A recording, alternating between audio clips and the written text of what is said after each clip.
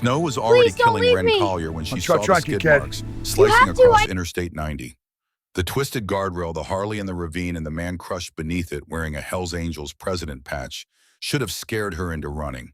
Instead, a 17-year-old homeless girl with nothing left to lose gave up her last bit of warmth to keep a dying stranger alive and dialed a number that brought 750 motorcycles thundering out of the Montana darkness.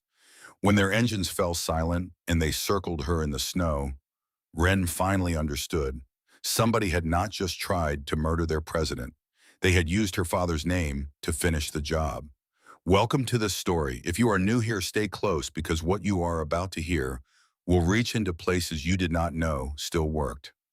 To everyone who has been here from the beginning, may God watch over you and the people you love more than you can imagine. Before we step into this night on Interstate 90, let us take a moment to pray. Heavenly Father, thank you for every soul listening right now. Watch over them and their families. Heal where there is sickness. Provide where there is need. In Jesus' name, amen. Now, what you are about to hear is the kind of story that shows what a person is truly made of when the world strips everything else away. A homeless girl freezing on the side of a Montana highway makes a choice that will change her life and the lives of 750 men who live by a code most people will never understand. Ren Collier had learned long ago that snow could be loud, not just the crunch under boots, but the way it swallowed every other sound until all you could hear was your own breath, your own heartbeat, and the ugly voices in your head telling you to give up. On the shoulder of Interstate 90 outside Billings, Montana, the wind shoved at her back like it was trying to erase her from the map entirely. Her fingers had gone numb inside thin gloves 2 sizes too big, the kind someone leaves at a shelter because they are trash. And trash is all a girl like Ren deserves. Her sneakers were soaked through socks, frozen stiff. The denim jacket she wore was no match for the kind of cold that crawled into your bones and started switching off the lights one by one. She tugged her hood, lower face half hidden, watching her breath come out in ragged clouds that vanished the second they touched the night air. Trucks hammered past in the right lane, spraying road salt and dirty snow. Not one slowing down to wonder why a 17-year-old girl was walking alone on the interstate after midnight in a snowstorm. To them, she was nobody, just another homeless kid on the side of the road. A problem for somebody else to ignore. Ren did not know it yet, but this frozen walk on Interstate 90 was about to change everything. If you are still here walking beside her through this snow stay, with this story, because what happens next will show you what it means when the world has given up on someone, but they refuse to give up on themselves. Her stomach twisted again. Sharp, biting hunger that made her wrap her arms tighter around herself. The last thing she had eaten was half a gas station sandwich in Laurel almost 14 hours ago, eaten behind the dumpsters before the clerk came out to chase her away like she was vermin. In her backpack, she carried exactly 3 things that mattered. A rolled-up hoodie that did not fit anymore, but still smelled like the last home she had known. A photograph of her little brother Colt, 8 years old, grinning with 2 front teeth missing syrup on his chin, one arm wrapped around her waist like she was the only safe thing in his world. And a bus ticket to Seattle crumpled, ripped in half by her stepfather Virgil's hands 3 days ago, before he threw her out of the house in Spokane and told her she was too much trouble to keep. She kept walking because there was nothing else to do. One foot in front of the other, the way the social worker used to tell her when she was younger, before the system spit her back into the same house that hurt her in the first place. One step, then another. You cannot fix everything. You just keep going, out over the dark fields beyond frozen fences and the black skeletons of winter trees. A faint glow stained the sky to her right. The Winter Thunder Rally had been raging all weekend at the Billings Motorsports Park.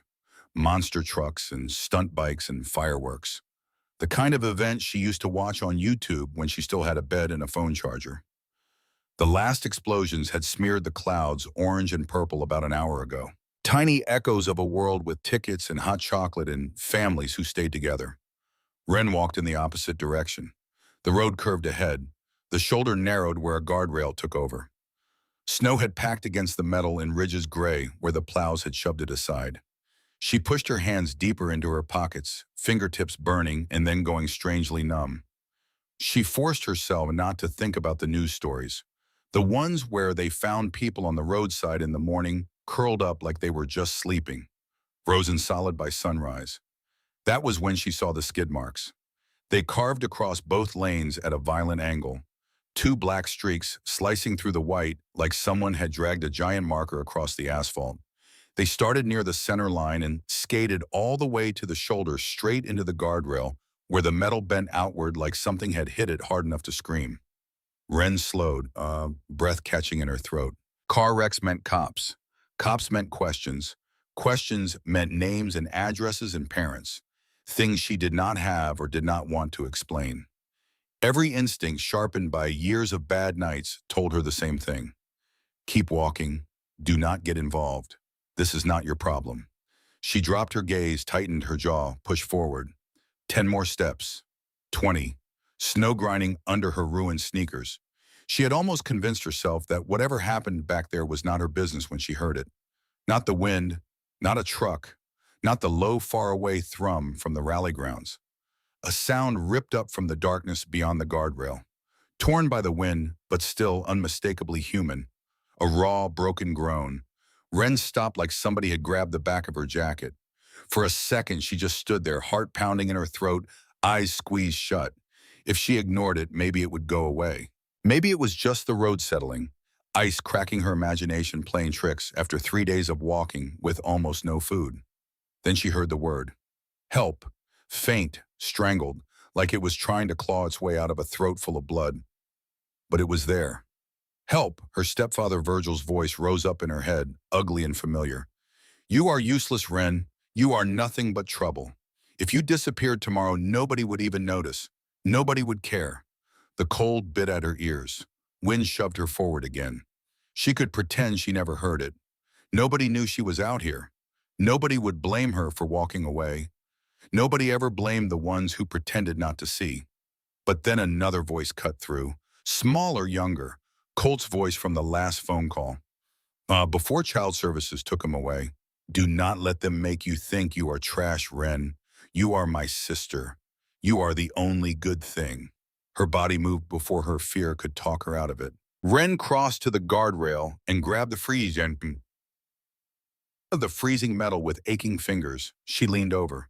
The embankment dropped away steeply, a white slope broken by rocks and dark scrub brush. For a heartbeat, all she saw was more snow. Then her eyes found the wrong shape. Something big and black lay crumpled at the bottom half buried where it had plowed through the drift. A motorcycle, chrome dulled by frost, back wheel still slowly spinning, exhaust hissing weakly in the cold. Next to it, twisted at an angle no body should bend, a man lay on his back. One leg pinned under the bike, one arm flung out palm raw and bloody against the snow. The man's leather cut was torn at the shoulder, but even from up here the patches were clear.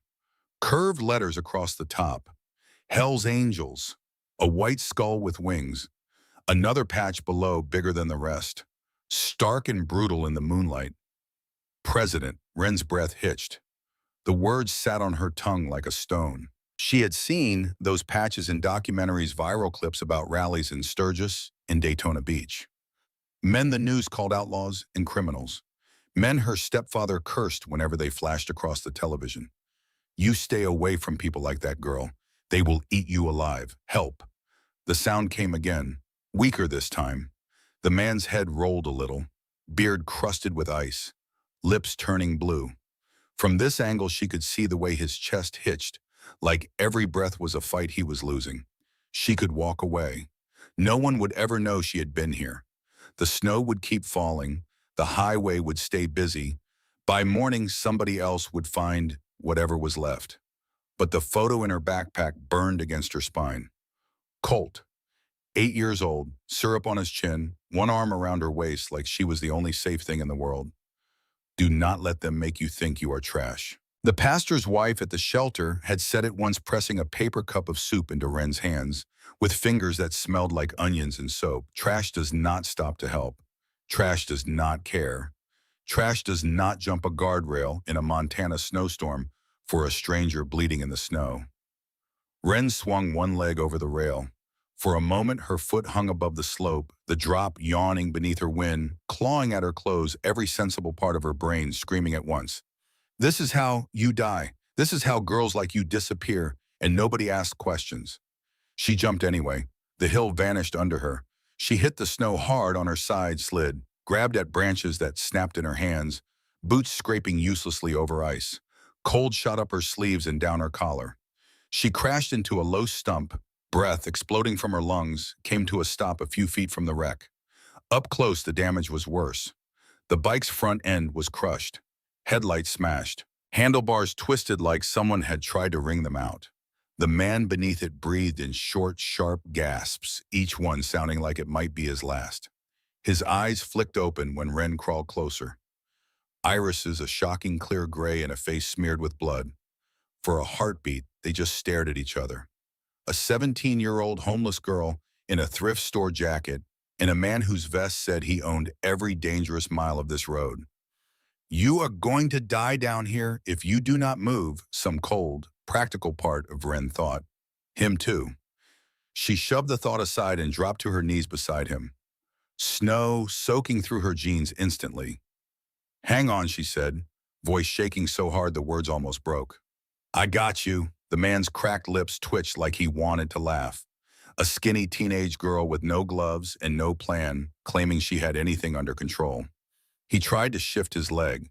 The sound that tore out of his throat made Ren flinch. All right, do not move, she blurted. Just keep talking to me. Stay awake. She looked at the bike, at the way it pinned his thigh at an angle that made her stomach roll. She knew enough from videos she had watched in school to understand that if he stayed stuck like this, the cold and the weight would do damage you did not come back from. Ren planted her feet in the snow, wrapped both hands around the handlebars. Pulled. The Harley did not move. Pain shot up her arms. White hot. She bit down on a yell, shifted her grip, tried again. The metal felt fused to the earth like the crash had welded it there. The muscles in her back screamed. Her vision went gray around the edges. Kid, the man rasped. Ren ignored him, pulled harder. Her shoes slipped. Her shoulders felt like they were tearing apart. For one heartbeat, the bike lifted an inch, maybe two. The man sucked in a breath and yanked his leg. Boot scraping free, just as the Harley crashed back down with a dull final thud. Ren stumbled, fell to her knees, hands burning chest, heaving like she had sprinted all the way from Spokane. You are insane, the man whispered, a broken laugh riding his breath. You are heavy, Ren muttered, words thin and breathless. Her teeth were chattering hard now. Sweat cooled on her neck even as the cold chewed through her shirt. She glanced up at the strip of highway above them, black against the sky, emptier than ever, no headlights, no sirens, no help coming. Do you have a phone, she asked. The man jerked his chin toward his chest, inside pocket. Ren dug into the leather cut with shaking fingers until she found a smartphone slick with blood. The screen bloomed to life under her thumb, bright against the dark. No lock, just a list of recent calls with names that sounded like trouble. Diesel, Possum, Clubhouse, Officer, Emergency. She hesitated one beat, then hit the emergency contact. The line rang once, a voice answered low and hard. Yeah, there has been a wreck, Ren said, words tumbling over each other. I am on Interstate 90 eastbound, just past the Billings Motorsports Park exit. Your guy went off the road. He is alive, but bad. Real bad. Who is this? Just a kid, Ren said. But if you do not get here soon, your president is going to freeze to death in a ditch. A pause. So long, she thought the call had dropped. When the voice came back, it was even colder. Stay with him. Do not let him go to sleep. We are coming. The line went dead.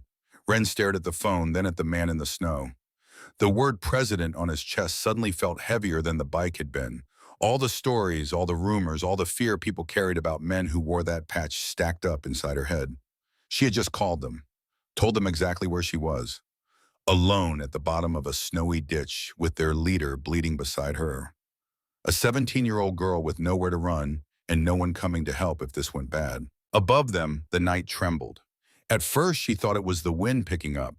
Then she heard it for real, a low, distant rumble rolling across the dark. Too steady to be thunder, too layered to be a single engine. 1, then 3, then 10, then so many the air itself seemed to vibrate. Ren looked up at the strip of highway, heart hammering against her ribs like it was trying to break out. Headlights began to crest the rise in a long, unbroken line, cutting through the falling snow. like a river of white fire. They were not sending a car. They were bringing an army. If stories like this reach inside you and will not let go, stay close. Because every choice Ren makes from here is pulling her deeper into a world that does not let people walk away clean. Engines filled the night until it felt like the whole highway was breathing. Ren stood in the ditch with snow up to her shins, chest heaving, watching Interstate 90 above her turn into a river of headlights and chrome and thunder. The sound was deeper than trucks, a layered growl that crawled into her ribs and shook them from the inside. On the shoulder, motorcycles lined up tight, front wheels at the guardrail. Headlights washed over the bent metal and spilled down the embankment. Silhouettes moved behind the beams, big shapes in leather and denim, patches catching the glare. For a moment, Ren felt like she was standing in the center of some frozen arena and the crowd had just arrived to decide her fate. One figure swung off the lead bike and stepped forward. The rest followed without a word, like a wave breaking in perfect silence. The first man had a gray beard down to his chest and shoulders that filled his heavy cut completely. He strode to the guardrail and looked down. His eyes flashed pale in the light. He saw Ren first, their gazes locked. Ren felt pinned, a skinny 17-year-old girl outlined by the glare. Every breath a white cloud. She knew what she looked like to them. A homeless kid alone with their president bleeding at her feet. She could be a trap. She could be bait. She could be anything. Then the man's eyes dropped to the wreck. His face changed in an instant, hard lines snapping into shock and fury. "That is him," someone shouted. "That is Gunner." Everything moved at once. Bikers flowed over the guardrail. Some dropped down the edge, sliding toward the wreck like they had done this before. Others fell into practice positions. One was already on his phone, shouting for an ambulance. Another snapped open a med kit. Ren staggered back as two men reached Gunner. One with a patch that read, "Hatchet," dropped to his knees, checking breathing, checking pulse. The other braced Gunner's neck with careful hands. "What happened?" Hatchet barked. "He was already down here when I heard him," Ren said, voice small and shaking. "The bike was on his leg. I pulled it up so he could get free." "You move the bike," Hatchet snapped. Ren flinched. The bearded man slid down the embankment with more control than anyone else. His cut was marked with Hell's Angels, Montana, and a small name patch over his heart. Stokes. He leaned over Gunner eyes, scanning the damage with the focus of someone who had seen this before and knew exactly how bad it could get. "Brother," he said, voice steady, "stay with me." Gunner's eyelids flickered. His gaze found Stokes, then slid sideways and landed on Ren. "Kid," he whispered, "told you they would come." His head rolled to the side. "Is he?" Ren began. "He is fighting." Hatchet cut in, working fast, packing wounds, stabilizing the leg. Stokes finally turned to Ren. Up close, his face was all lines and old scars, eyes that had seen too much and forgotten nothing. "You the one who called?" he asked. Ren nodded, legs shaking. "Name?" "Ren Collier." Something flickered in Stokes' eyes at the last name, like a match striking in the dark. But before he could dig deeper, red and blue lights painted the snow. Sirens cutting through the rumble of idling engines. "Ambulance!" Hatchet shouted. "Move, make a path." The bikers opened a corridor. Two EMTs slid down with a stretcher and a backboard. They worked fast. Collar on, legs secured, Gunner strapped down tight. Ren pressed herself against the snowbank, trying to disappear, trying to be invisible. One EMT glanced at her. "You all right, kid?" "I am fine." Ren lied. There was no time to argue. Gunner was carried up the hill, loaded into the ambulance, gone in a blast of sirens and spinning lights that faded into the snowstorm like it had never been real. Silence dropped in behind it, broken only by idling engines and rough breathing. Ren stood in the brightness of all those headlights, suddenly aware of how many men were looking straight at her. 750 pairs of eyes, all waiting to see what came next. Stokes climbed back up to the shoulder and held out a gloved hand. "Come on." Ren stared at it. "Stay if you want," Stokes added, "but cops will be here in 3 minutes. You look how you look. They will have questions you do not want to answer. Standing in a ditch." That made sense, more sense than anything else tonight. Ren grabbed his wrist and was hauled onto the shoulder. The line of motorcycles stretched farther than she could count. Everyone with a rider and a cut. Every rider watching her. This her someone asked. This is the kid who called it in, Stokes said. The attention sharpened. Wren felt measured and weighed and examined and judged. A taller man stepped forward. Hair pulled back, tattoos creeping up from under his collar. His rocker read, Hell's Angels, Montana. You from around here, he asked. No. You running from something. Wren's throat closed. Stokes lifted a hand. Leave it. Not now. Up the highway, new lights appeared. A patrol car rolled up slow, tires crunching on packed snow. A trooper climbed out, eyes scanning the wall of bikers, and the lone teenage girl standing among them like she did not belong. Evening, the trooper said. We got a call about a motorcycle down. Stokes answered. Ambulance already took him. Your radio should have it. The trooper's gaze slid to Wren. Lingered. And you are. Wren felt cornered, caught between law and outlaws, both dangerous just in different colors. She opened her mouth, but Stokes spoke first. She is the one who found Gunner, Stokes said. Climbed down, pulled the bike off him, called us, saved his life. The trooper raised his eyebrows. That right. Wren nodded. You got somewhere warm to go tonight, kid. Wren thought about the underpass in Laurie, the shelter line that turned people away after 9, the locked door back in Spokane that would never open for her again. She thought about Colt in a foster home in Montana, probably asleep by now, dreaming she was coming for him. No, she said quietly. The trooper sighed. All right, I need a statement. After that, we will figure something out. She can give her statement at the hospital, Stokes said. Our brother is in surgery. Kid should be there. The trooper studied him, then nodded.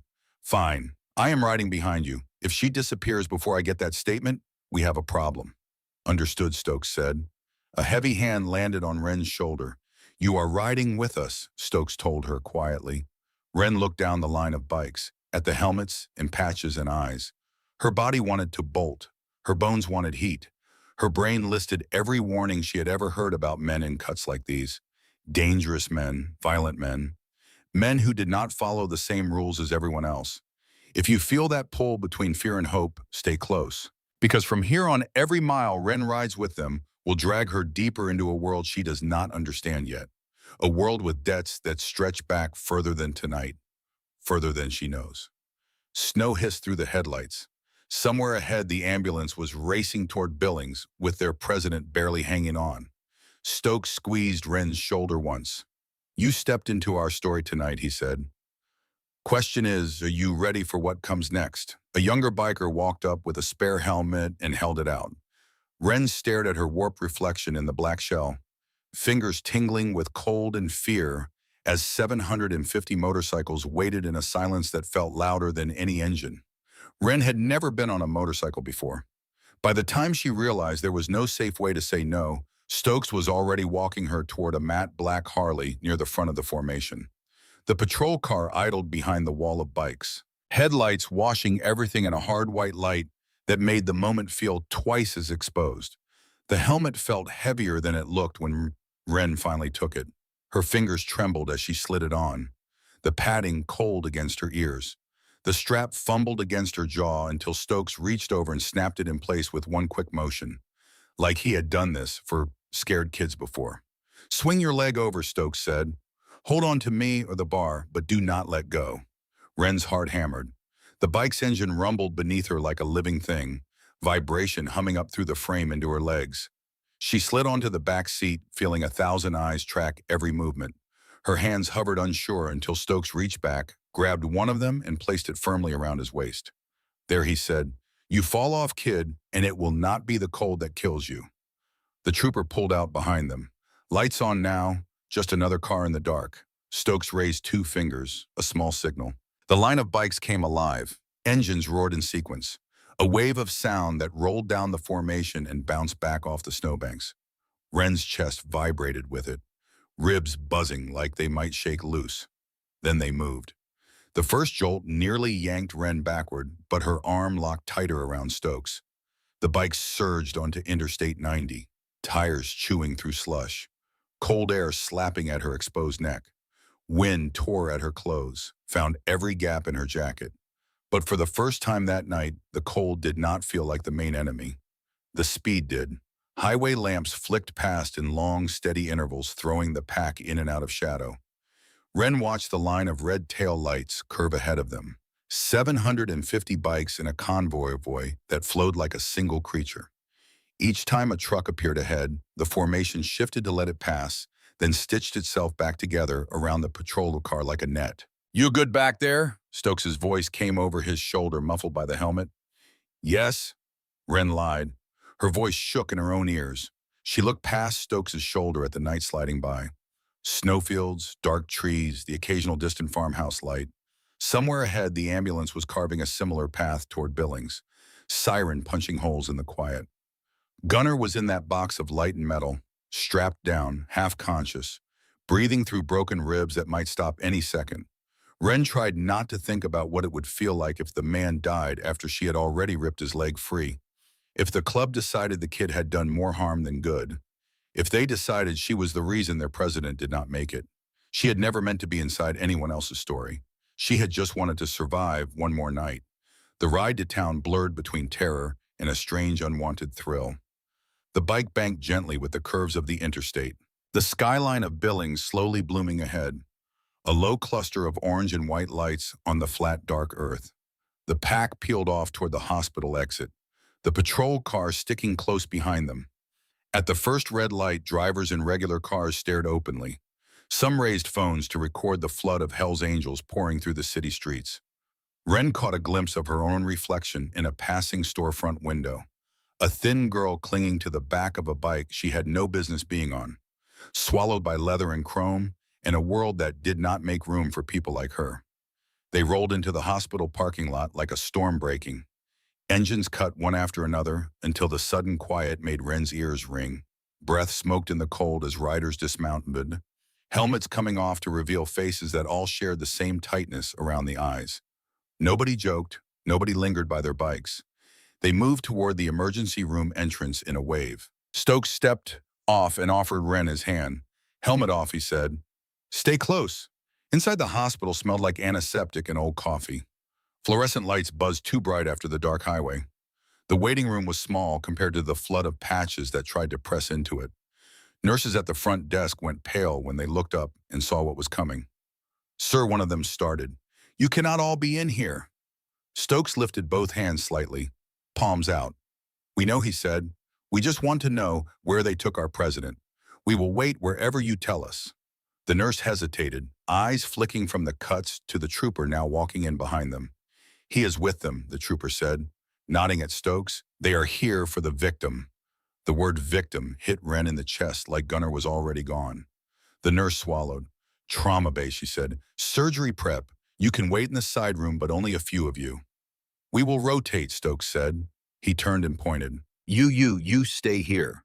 The rest take the side hallway. Stay out of everyone's way.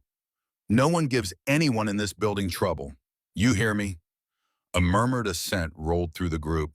For a second, Wren saw the club as something other than a wall of leather and danger. There was order here.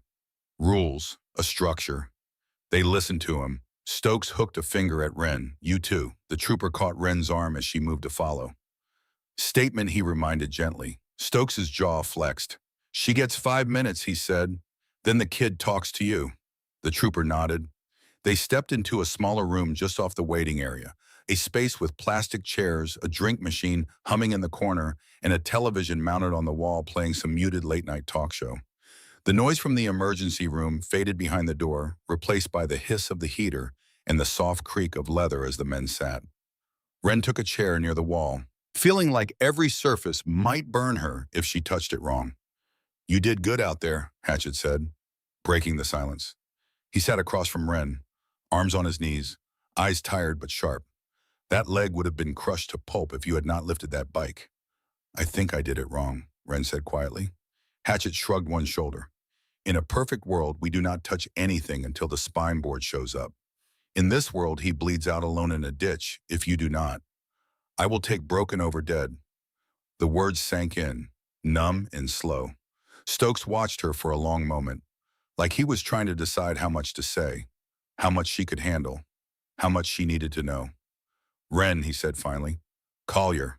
That your full name?" "Yes." "Where are you from?" "Washington." "Spokane." Stokes's eyes narrowed. "Your old man's name." Wren's fingers tightened on the edge of her chair. She thought about lying, but something in Stokes's gaze made it feel pointless. Like he already knew the answer and was just testing to see if she would be honest. Emmett, she said. Emmett Collier. Stokes leaned back like he had been hit. A low curse slipped out before he could stop it. I knew it, he muttered. Wren frowned. You knew him. Stokes rubbed a hand over his beard, stared at the floor for a long moment. When he looked up again, his eyes were different.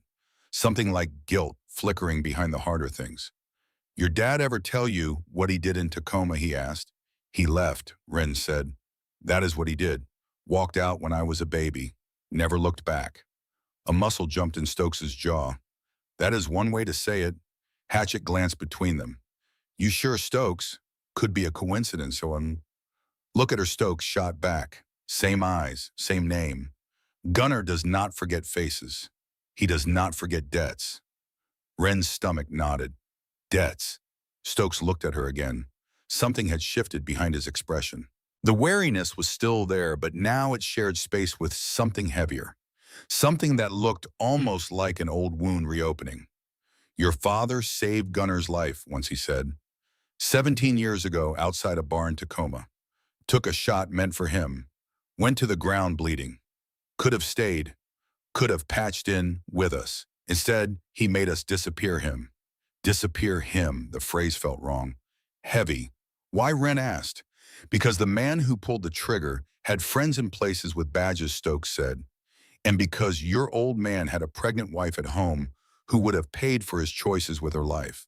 So he walked away, entered witness protection, left us owing him more than we could ever pay. The room went too quiet.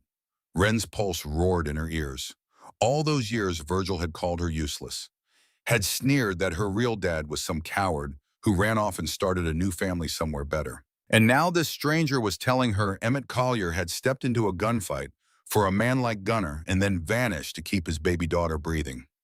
You are saying, Wren began slowly, that Gunner knows who I am. Stokes nodded once. He recognized the name in the ditch. I guarantee you that. Might not have had the words for it yet through all that pain. But he knows. Wren's skin prickled. So what does that mean for me? Before Stokes could answer, the door opened. The trooper stepped in, hat in one hand, small notepad in the other. Time, he said. Stokes stood. She is not running, he told the trooper. Did not say she was, the trooper replied. He sat down opposite Wren and clicked his pen. All right, kid. Just tell me what you saw. Wren recounted it, from the skid marks to the guardrail, the sound of help, the jump, the bike, the call. Her voice sounded far away as she spoke, like it belonged to someone else, someone braver.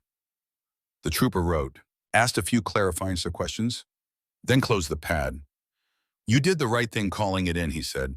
A lot of folks would have kept walking. Wren did not know what to do with that. You got any charges, the trooper added, tone practical rather than threatening. Warrants, any reason I should be dragging you downtown? No, Wren said. All right then. For now you are free to go wherever they take you. If we need you for anything else, we will find you. That last sentence landed like a weight on Wren's chest. The trooper left. The heater hummed. Somewhere in the guts of the hospital machines beeped steadily around a man who might or might not wake up. Stokes dropped back into his chair. Here is the thing, kid, he said. Whether you like it or not, you are in this now, and what Wren asked. The Bloodstokes said simply, your father saved our president once. Tonight you did it again. That is not nothing in our world. Wren swallowed. I did not do it for anything. I just heard someone calling for help. That is why it matters, Stokes said. He leaned forward, elbows on his knees. Most people hear that call and keep walking. You did not. That tells me something about who you are. The door to the waiting room swung open again. A doctor stepped in, green scrubs under a white coat, surgical cap still on, lines of exhaustion carved deep around his eyes. The patch of quiet inside the room tightened. You here for the motorcycle accident, the doctor asked, looking at Stokes. Gunner Stokes corrected automatically. The doctor took a breath. He is alive, he said. For now, we repaired what we could. His leg was a mess, but we managed to save it. The head trauma is the bigger concern. He is in a coma. Could be hours, could be days, could be longer. Relief and dread twisted together in Wren's chest. Alive but not really here. Can we see him? Stokes asked. One at a time, the doctor said. Immediate family first. Stokes hesitated, then glanced at Wren. Something unspoken passed through his expression. He has no blood here, Stokes said quietly. The doctor frowned. Then who are all of you? Family, Stokes said. The kind you choose. He stood and looked straight at Wren. Come on. Wren blinked. Me. Stokes nodded. You pulled him out of that snow. You go in before I do. A dozen pairs of eyes followed Wren as she rose on unsteady legs and walked past them. Out into the hall. Past nurses and security guards trying to look like they were not unnerved by the wall of leather in the chairs. Her sneakers squeaked on the polished floor. Her hands would not stop shaking. The doctor led them down a corridor that smelled sharper, colder somehow. They stopped outside a door with a number and a warning sign about hand sanitizer. The doctor pushed it open. Machines hummed softly inside. A monitor ticked out a slow rhythm. Gunnar lay in the bed, skin pale against the sheets, beard cleaned of blood. Tubes and wires snaking into his arms and under the blankets. His leg was wrapped thick, elevated. Wren stepped just inside the door and stopped. The man looked smaller here, washed of the noise and heat and fury that had surrounded him on the highway. Just a broken body held together by stitches and plastic lines. She felt Stokes' presence behind her. Solid and unmoving. Say something, Stokes murmured, even if he cannot hear it. Wren swallowed, throat tight. She thought of the ditch, the way Gunnar's hand had clamped around her wrist when she pulled the bike free, the way he had said kid like it meant something. She thought of her father, a name and a ghost suddenly tethered to this man by a story no one had bothered to tell her, a story that made her something other than trash left on the side of a highway. She stepped closer to the bed, fingers twitching at her sides. Hey, she said quietly, it is Wren, the stupid kid who did not keep walking. A weak laugh that was not really a laugh caught in her chest. They say you owe my family, she whispered. But now I guess I owe you too. Somewhere outside the door, boots thudded on tile. Voices rose and dropped. The world beyond this room kept moving, full of engines and sirens and people who had places to be, people who belonged somewhere. Wren stood between them, staring at the slow blink of the monitor, wondering what happened next, wondering if she had just traded one kind of cold for another. Then Gunnar's fingers twitched. For a second, Wren thought she imagined it. Just some glitch in her tired brain. But then it happened again, a tiny movement against the white sheet, like his hand was trying to remember how to be a fist. The heart monitor kept its slow, steady rhythm, a soft electronic heartbeat for a man who had spent his whole life living by louder ones. Stokes stepped up to the other side of the bed, eyes locked on that hand. You see that, he murmured. Wren nodded. Throat too tight to speak. Gunnar's eyelids fluttered. Not much. Just enough to show a sliver of gray between lashes. The doctor had said coma, days, maybe weeks, but something in the room felt like it had shifted, like someone had opened a door a crack and light was trying to force its way through. Gunnar Stokes said quietly, it is Stokes. You are in Billings General. You made it off that highway. For a long moment, nothing changed. Then Gunnar's mouth moved, words sticky and soft. Cold, he whispered. You are inside, Stokes' wife said. You are warm. Gunnar's gaze drifted unfocused toward the ceiling, then slid sideways and landed on Wren like a weight. Kid, he breathed. You are still here. Wren swallowed. Yeah, you are hard to walk away from. A small rasp that might have been a laugh scraped out of Gunnar's chest. Could have left me, he said. Did not. His eyes closed again for a moment, then opened a little wider. Just enough for something like recognition to burn there. Call your Gunnar whispered. Stokes glanced at Wren. He knows, he said softly. Gunnar's fingers twitched again. This time reaching, searching. Wren hesitated, then stepped closer and wrapped her hand gently around the older man's. The skin was rough, the grip weak but deliberate. You have his hands, Gunnar murmured. Like your old man, you knew him, Wren said. Gunnar's eyes glistened in the harsh hospital light. Saved my life, he said. Took a bullet, walked away so trouble would not follow his kid home. Wren's chest cracked open around the words. All those years of thinking her father was a shadow who left because she was not worth staying for.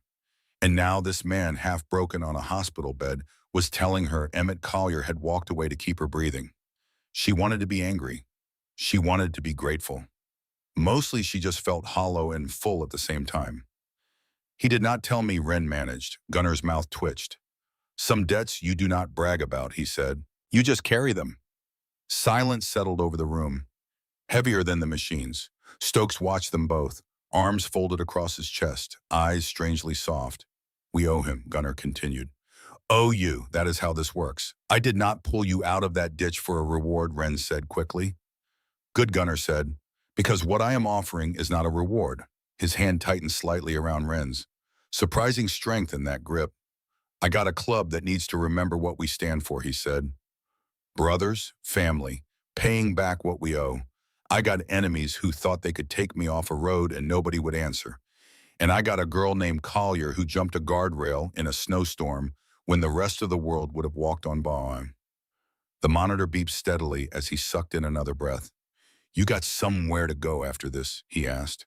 Somewhere safe. Wren thought of the underpasses, the shelter lines, the dead phone in her pocket, the ripped bus ticket still folded in her backpack.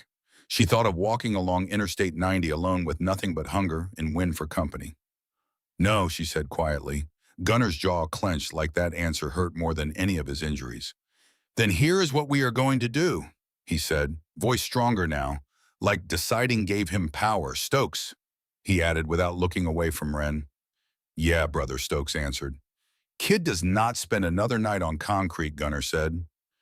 You hear me. She gets a room, food, clothes that are not falling apart, work if she wants it, and anybody who has a problem with that can bring it to me when I am back on my feet. Wren stared at him. Why? Gunner's eyes sharpened. Because your father stepped into a fight that was not his and changed my life, he said.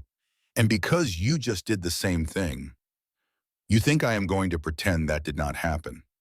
Something inside Wren shifted, like ice breaking loose in spring. Stokes stepped closer to the bed, voice low. We already talked about setting you up near the shop, he told Wren, before we even knew your last name. You did that for yourself when you pulled him out of that snow. The word family sat in the air between them, unfamiliar and sharp. What if I do not want to be part of this, Wren asked. The question came out before she could stop it. Gunner's gaze did not waver. Then you take the room, the food, the warm clothes, and tomorrow you walk whichever direction you want, he said. Door is open both ways. We are not a prison. He paused, eyes searching Wren's face. But if you stay, he added quietly, then we do this right. You are not just some stray kid we threw a jacket at and forgot. We teach you how to work, how to ride, how to stand up when someone tries to throw you in a ditch and leave you there. Wren let the words sink in. Warmth, work, a place that noticed if she went missing. The idea tasted dangerous, like hope. Stokes's phone buzzed softly. He checked the screen, jaw tightening for a heartbeat, then relaxing into something harder. Brake line was cut, he said. The boys found it while they pulled your bike into the bay. Clean slice, not a rock, not wear and tear. Someone meant for you to hit that rail. Gunner closed his eyes. When he opened them again, they were colder. I figured, he said. Who? Stokes asked. Gunner hesitated, then shook his head once. Not in front of her. Wren stiffened. This was bigger than one wreck on a snowy highway. Bigger than an old debt being paid. Someone had wanted this man dead badly enough to sabotage his bike on the night of a big rally, knowing he would be alone on the road afterward. She thought of the black SUV that had rolled slow past the scene earlier in the night. Windows tinted, the way it had paused just long enough to feel wrong. She had not mentioned it to anyone, had not thought it mattered. But now a picture slammed into her brain, clear and sharp. A phone raised in the darkness. A tiny red recording light blinking near the passenger window. There was a car, Wren blurted. Stokes's head snapped toward her. What car? Black SUV, Wren said. No plates on the front. Rolled up slow when I was still down in the ditch. I thought they were going to stop, but they just watched for a second, then drove off. Gunner's fingers tightened again around Wren's hand. You see the driver? No, Wren said. Just the phone. They filmed everything. Stokes cursed under his breath. That video will be online by morning, he said. Kid in the snow with our president under a bike. Whole pack rolling up. And whoever cut that line, Gunnar added, will be watching the comments. Ren's stomach turned. So I am a target too now. Gunnar met her eyes. You were a target the second they realized whose daughter you are, he said. They did not just want me off that road. They wanted to make sure the call your name never showed up in our world again. Fear clawed at Ren's chest, but something else rose with it, anger. She had spent her whole life being treated like a problem, like a mistake someone wished would disappear. Now strangers she had never met had tried to erase her without even knowing her face. What do we do? She asked. Gunnar's gaze slid to Stokes. First we keep her alive, Gunnar said. No more walking highways alone. You get her set up at the clubhouse. Not a motel. The clubhouse. No details on the internet. No full name outside this room. Stokes nodded, and then Gunnar added, voice dropping lower. We find out who cut that line. Quiet. Careful. We do not give them the war they are hoping for. We give them something worse.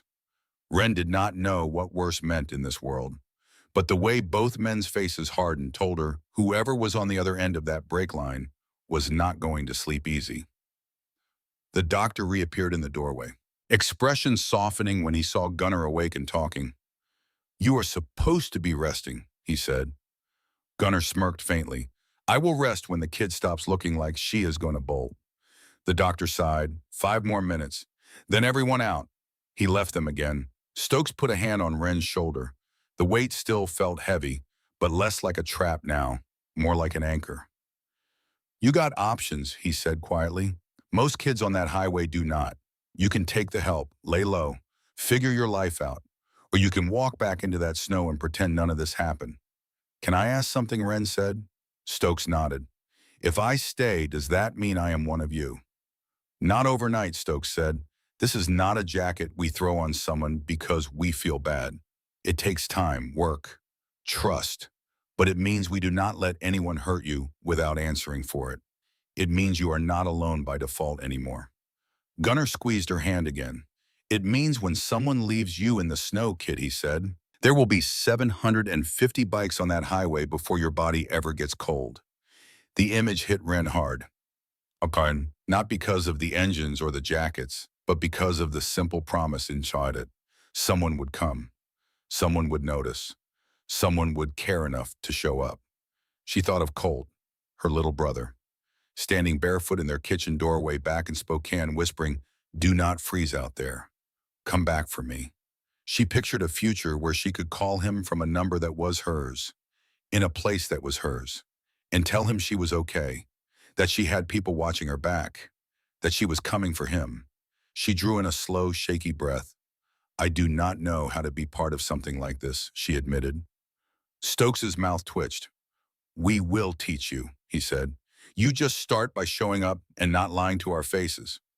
Ren looked at Gunnar, at Stokes, at the tubes and wires and the patched leather hanging on the chair by the bed, at the faint grease stains ground into Stokes's knuckles, the hospital band cutting across Gunnar's wrist, the faint hum of a world much bigger than anything she had ever known.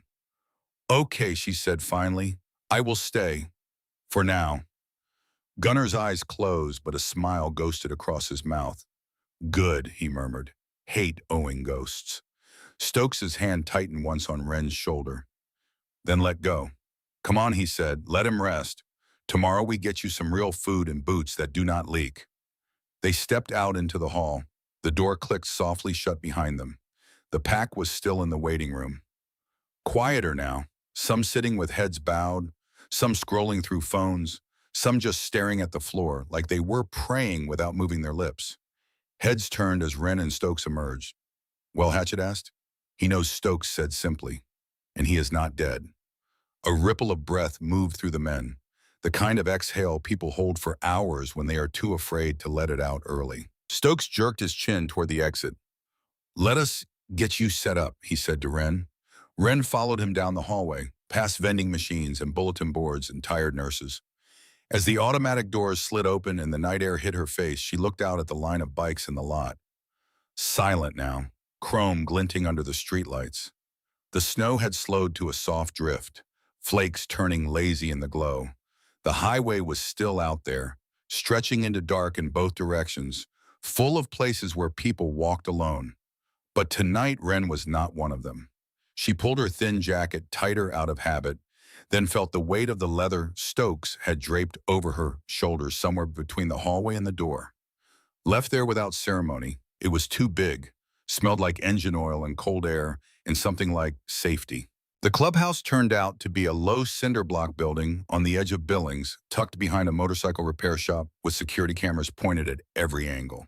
The kind of place that looked like it had survived things most buildings would not talk about. Stokes pulled his bike around back, where the lot opened up into a fenced compound. More motorcycles lined up in neat rows, a fire barrel smoldering in the corner, men standing around it smoking, cuts catching the orange glow. They looked up when Stokes and Wren rolled in. "This is Wren," as Stokes said. "She stays here tonight. Anyone got a problem with that, bring it to me now." Silence.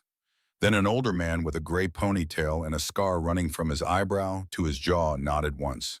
"No problem, brother." Inside was warmer than she expected. Wood paneling on the walls, a long bar with stools, pool table in the corner, worn leather couches arranged around a television playing the late news on mute. It smelled like motor oil and old smoke and coffee that had been brewing too long. Possum looked up from the couch. Young, maybe mid-20s, had the kind of face that had not seen enough years to lose its softness yet. "She the one?" Possum asked. "She saved," Gunner Stokes said. "That makes her family until someone proves otherwise." Possum nodded, stood up, offered Wren a tentative smile. "You need anything, just holler. Fridge is fair game." "Thanks," Wren managed. Her voice felt small in this space. Stokes walked her down a narrow hallway, stopped at a door marked with a piece of tape that said "Prospect Room." Inside was a single bed, a small dresser, a window with bars, clean sheets, a lamp, nothing fancy. But it was more than Wren had seen in 3 days. "Lock the door," Stokes said. "Do not open it for anyone but me or Hatchet. If something feels wrong, you yell loud. Half the club sleeps here. They will hear you." Wren nodded. Stokes hesitated at the door, his hand on the frame like he wanted to say something else, but could not find the words. Finally, he just said, "Your old man would be proud of you, kid. What you did tonight." Then he was gone. Wren sat on the edge of the bed and pulled out the photograph of Colt. 8 years old, missing teeth, syrup on his chin. She traced the edge with her thumb. Wherever he was tonight, in whatever foster home had taken him in after the state pulled him from their mother's house, she hoped he was warm. She hoped he was safe. She hoped he knew she was coming for him. Her phone buzzed. Wren's heart jumped into her throat. A number she did not recognize. One new message. "We know where you are, Collier." Wren's blood went cold. She stared at the screen, 4 words that turned the warm promise of this room into something hollow. Her hands shook. The walls of the prospect room suddenly felt thinner. The bars on the window suddenly looked like they were keeping things out instead of just being there. She looked at the door Stokes had just walked through, thought about calling him back, thought about showing him the screen, thought about how fast hope could curdle into fear in the space between one heartbeat and the next. Then her phone buzzed again. Different number, local area code. "Is this Wren Collier? This is Donna Kincaid, social worker with Montana Child Services. I need to speak with you about your brother Colt. Please call me in the morning." Wren stared at the second message until the screen went dark. 2 worlds slamming into each other in the space of 30 seconds. A death threat and a lifeline. Someone hunting her and someone reaching out about the only person on earth she would die for. She lay back on the bed, fully clothed, boots still on, the photograph of Colt pressed against her chest, and she tried to sleep with the weight of 2 families pressing down on her. The one she was born into and the one she had stumbled into tonight on a frozen highway in Montana. Outside, the wind picked up. Snow hissed against the barred window. Somewhere in the clubhouse, boots thudded on wood floors and low voices murmured behind closed doors. Somewhere in a hospital across town, a man with a president patch breathed through machines and owed his life to a girl he had never met until tonight. Somewhere in a foster home, a little boy with syrup stains in his memory was asking for a sister who had been walking highways in the snow instead of protecting him. And somewhere in the darkness, a black SUV with no plates sat parked with his engine running, and a phone full of footage that would change everything by morning. Wren closed her eyes. She did not sleep, but she did not run either. And when the first gray light of dawn crept through the barred window, she was still there, still breathing, still fighting, still refusing to disappear the way the world kept telling her she should. Because Wren Collier had jumped into a ditch on a frozen highway for a stranger and found out the stranger was not a stranger at all. He was a debt her father had paid in blood 17 years ago, a debt that had just come back to collect and to protect in equal measure. And the girl who had nothing left to lose had just discovered she had everything left to fight for. Morning came too fast and too bright. Someone knocked on the door while Wren was still trying to remember where she was. The ceiling was wrong, the smell was wrong, no concrete underpass, no wind cutting through cardboard. Just a clean white ceiling and the faint hum of a heater she did not deserve. Stokes's voice filtered through the door. "You decent, yeah." He came in holding a paper bag and a cardboard cup of coffee. "Breakfast," he said. "Nothing fancy. Egg sandwich from the diner up the road. Figured you could use real food." Wren took it. The warmth of the cup alone felt like a gift. She wrapped both hands around it and held on like it might disappear. "Thanks." Stokes leaned against the dresser, arms crossed. The morning light through the barred window carved deeper lines into his face than the night had shown. He looked like a man who had not slept, but had made peace with that a long time ago. "Gunnar woke up about an hour ago," he said. "Stable. Doctors say he can go home in a few days if things keep improving. He wants to see you later." Wren nodded, chewing slowly. The sandwich tasted better than anything she could remember. Egg and cheese and bread that was still warm. Simple food that meant someone had thought about her before she woke up. She could not remember the last time that had happened. Stokes watched her eat for a moment. Then his tone shifted. "You get that message from the social worker." Wren stopped chewing, swallowed hard. "Yeah, her name is Donna Kincaid. Been doing this work for 20 years. She is tough, but fair.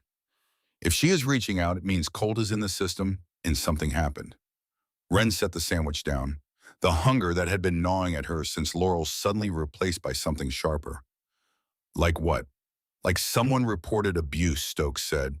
His voice was steady but careful, the way people talk when they know the words might break something. Or neglect. Or Colt told a teacher something that set off alarms. "Either way, you need to call her. Find out what is going on. Because if Colt needs help, we need to know now." "We." The word caught in Wren's chest. She had not been part of a "we" in years, maybe ever. She pulled out her phone, hands shaking, dialed the number from the text. Donna Kincaid answered on the second ring. "This is Donna. This is Wren Collier. You texted me about my brother." "Wren, thank you for calling. I will get straight to it." Colt was brought to the emergency room yesterday afternoon with bruising on his arms and back. His foster father, Glenn Harwood, is under investigation. Colt has been removed from the home and placed in temporary group care while we sort this out. The words hit Wren one at a time, each one heavier than the last. Emergency room, bruising, arms and back. She saw Colt's face in her mind, 8 years old, missing teeth, syrup on his chin, that grin that could light up a room even when everything around him was dark. And someone had put bruises on his arms. Someone had hurt him while she was walking a highway in the snow 2 states away. "Is he okay?" "Physically, yes. Emotionally, he is asking for you a lot. I understand your situation is complicated, but I need to know. Do you have stable housing and any means of support? Because if you do, we can start the process of placing Colt with you instead of leaving him in the system." Wren looked at Stokes. He was watching her with those steady eyes that had seen everything and still chose to care. She thought about the prospect room with its clean sheets and barred window, the garage with its tools and lifts, the men who had voted to let her stay before they even knew her last name.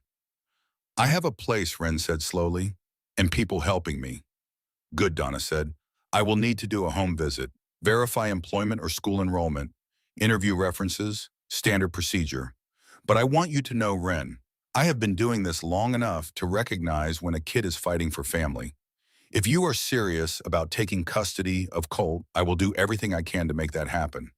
"I am serious," Wren said. "He is all I have." "Then let us get to work. I will be in touch this week to set up the home visit. In the meantime, you can visit Colt at the group home.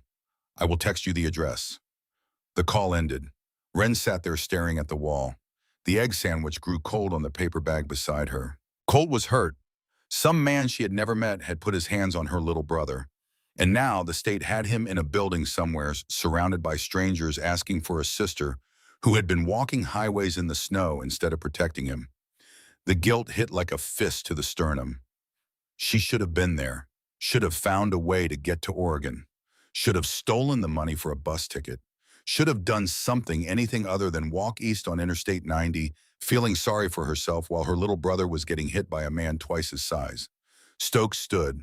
His shadow fell across the bed. "We will get him," he said, "but first you need to understand something. Taking custody at 17 is not simple. You will need a legal guardian to co-sign. You will need income, stable housing. The state does not just hand kids over to teenagers, even if they are blood.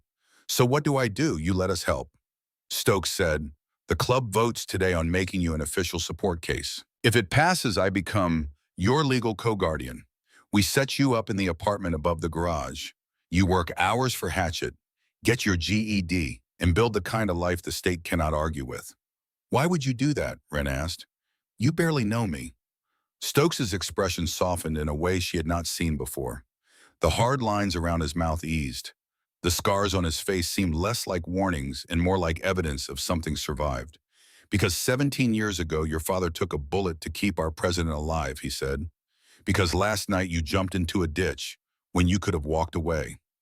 And because every man in this club knows what it feels like to be a kid the world gave up on. We do not turn our backs on that, ever." The words settled around Wren like a coat she was not sure she was allowed to wear.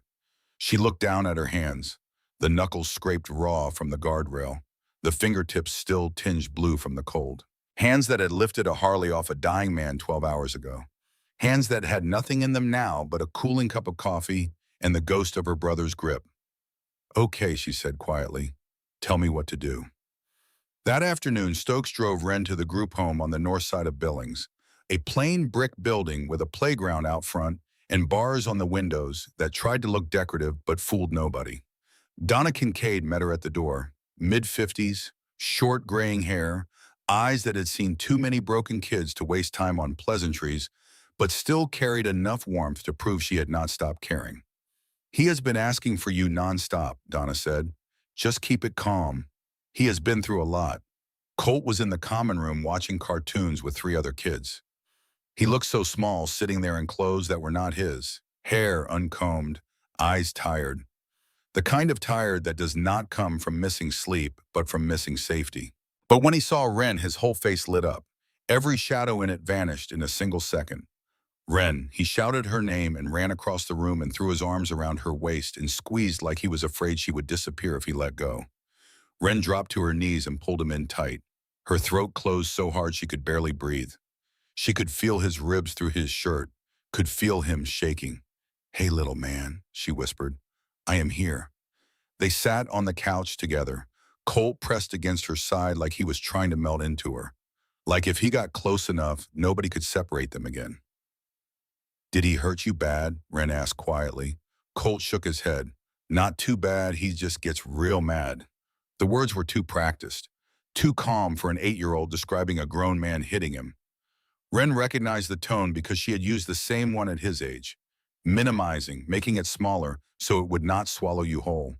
"But Miss Donna says I do not have to go back there," Colt added.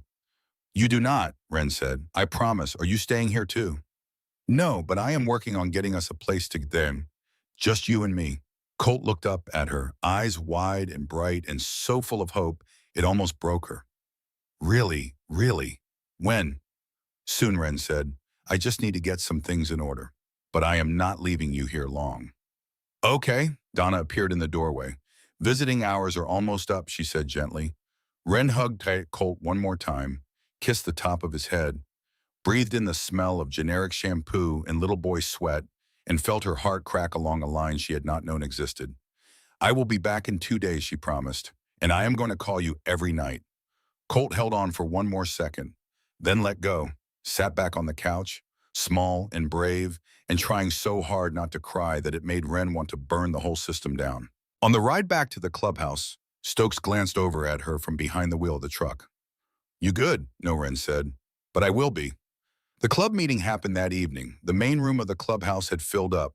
Easily 40 men. Some Wren recognized from the hospital. Others she had never seen. They sat around tables, leaned against walls, filled the couches. All eyes turned when Wren walked in. Gunnar was supposed to be resting, but he sat at the head of the long table in a wheelchair. Leg elevated, looking pale but awake. Stokes stood beside him. Brothers, Gunnar said. Voice rough but steady. You all know why we are here. Wren Collier saved my life 2 nights ago. Pulled a bike off me in the snow when she could have kept walking. Called you all in when I was dying.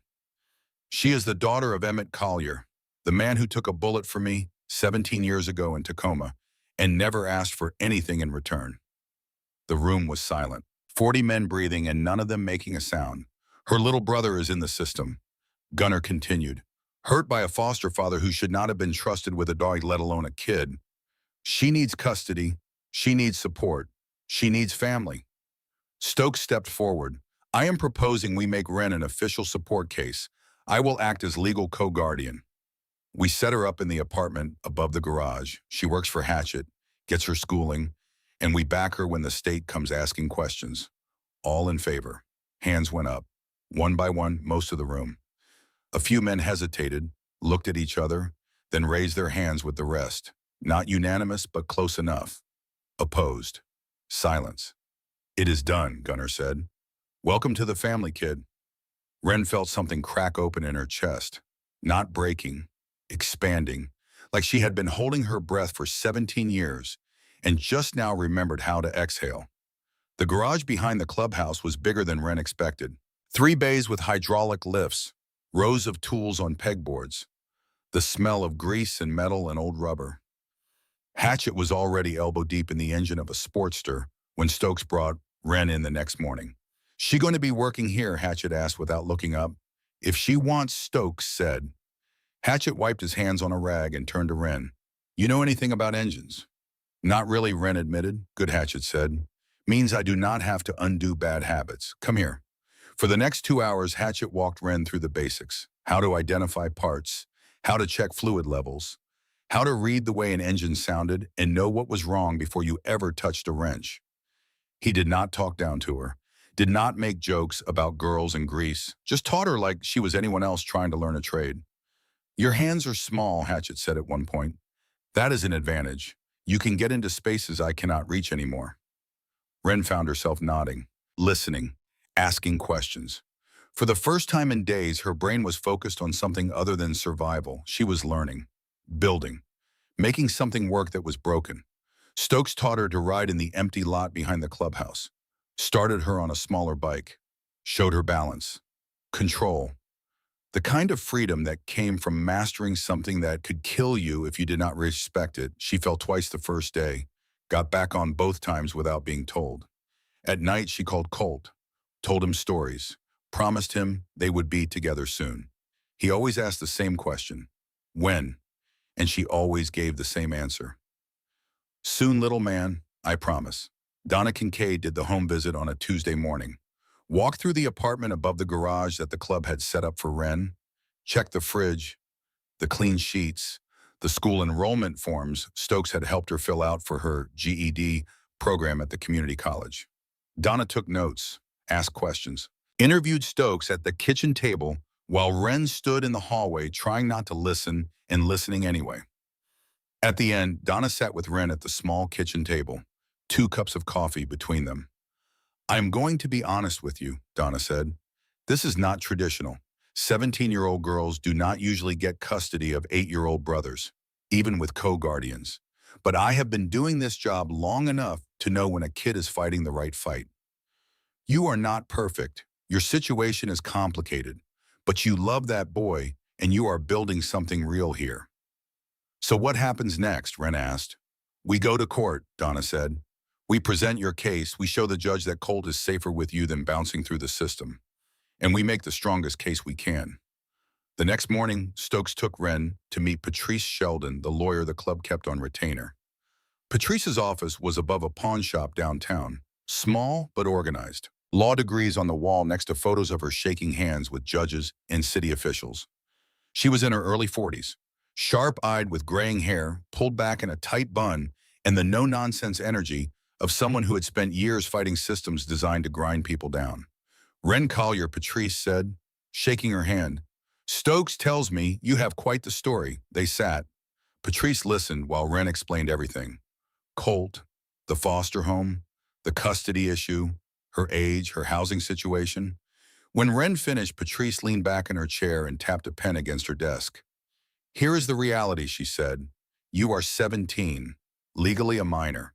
The state does not like placing children with other minors, even if they are siblings. But it is not impossible.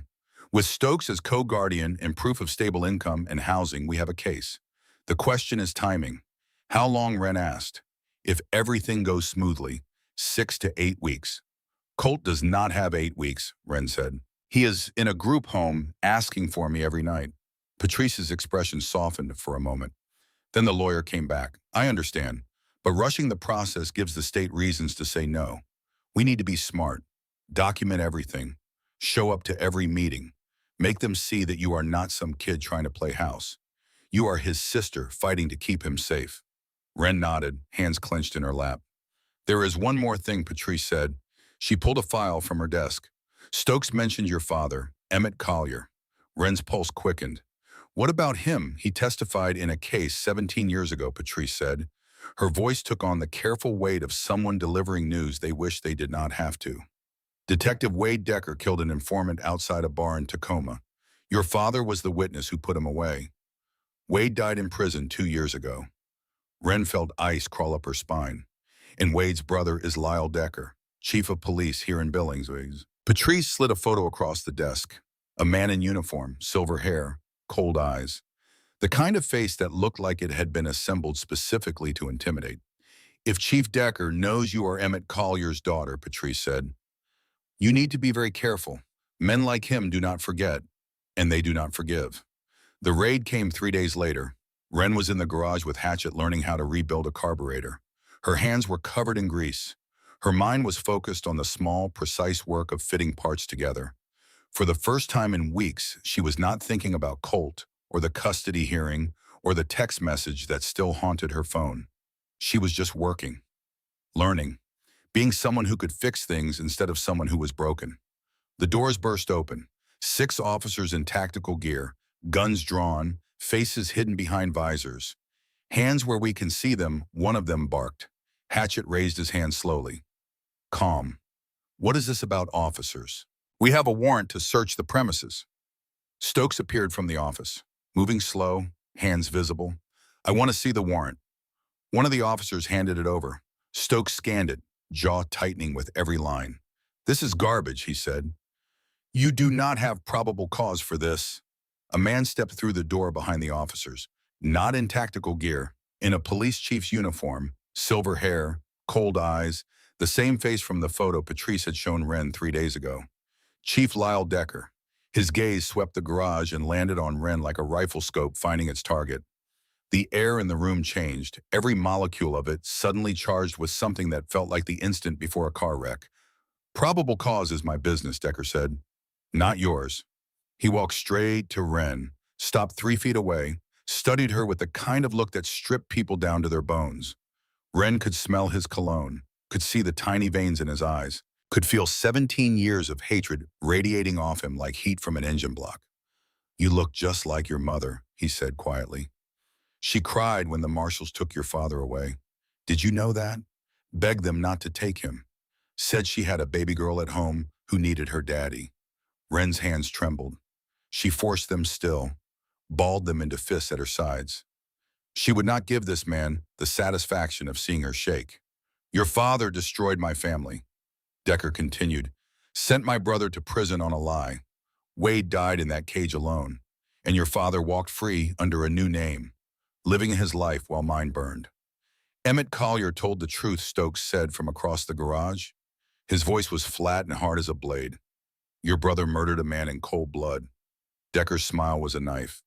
That is your version. He turned to his officers. Search everything.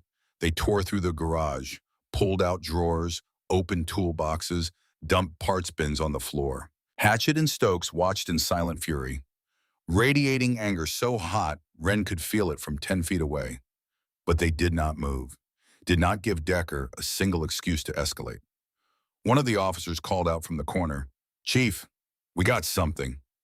Decker walked over, looked at what the officer was holding, a small plastic bag, white powder inside. He turned back to Wren with a smile that had been rehearsed, practiced, perfected for this exact moment. "Well, well," he said. "Looks like we have methamphetamine in the workspace. Whose locker is this?" "That is Wren's," Hatchet said slowly, but she did not put that there. Decker pulled out handcuffs. The metal caught the fluorescent light. "Wren Collier, you are under arrest for possession of a controlled substance." "This is a plant," Stokes said. "You brought that in here. Prove it," Decker said. He grabbed Wren's arm, twisted it behind her back. The cuff bit into her wrist, cold metal on skin that was already cold from fear. Stokes stepped forward. Hatchet grabbed his shoulder. "Not like this," Hatchet whispered. "This is what he wants." Wren's heart hammered so hard she could feel it in her teeth. Colt's face flashed through her mind. If she went to jail now, she would lose him. The state would never give custody to someone with a drug charge.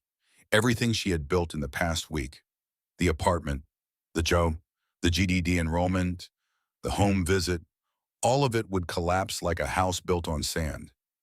"I did not do this," she said.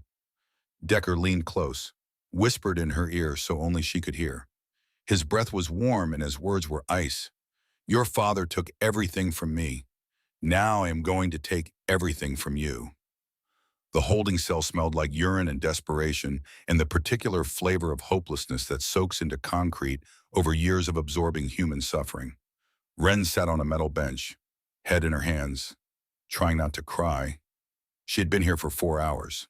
No one had told her what happened next. No one had explained her rights beyond the rote recitation during the arrest.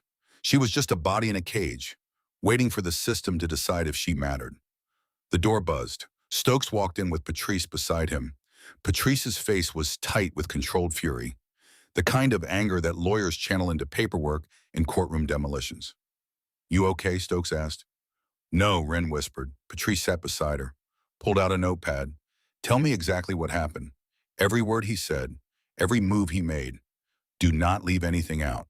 Wren recounted it, the raid, the planted drugs, Decker's words, the way he had walked straight to her like he knew exactly where she would be standing. The way his officers had gone directly to that specific locker in a garage full of lockers. Patrice wrote everything down in sharp, precise handwriting. "This is good," Patrice said when Wren finished. "How is any of this good?" Wren asked. "Because Decker overplayed his hand," Patrice said. "He is so focused on revenge, he is getting sloppy. We can fight this."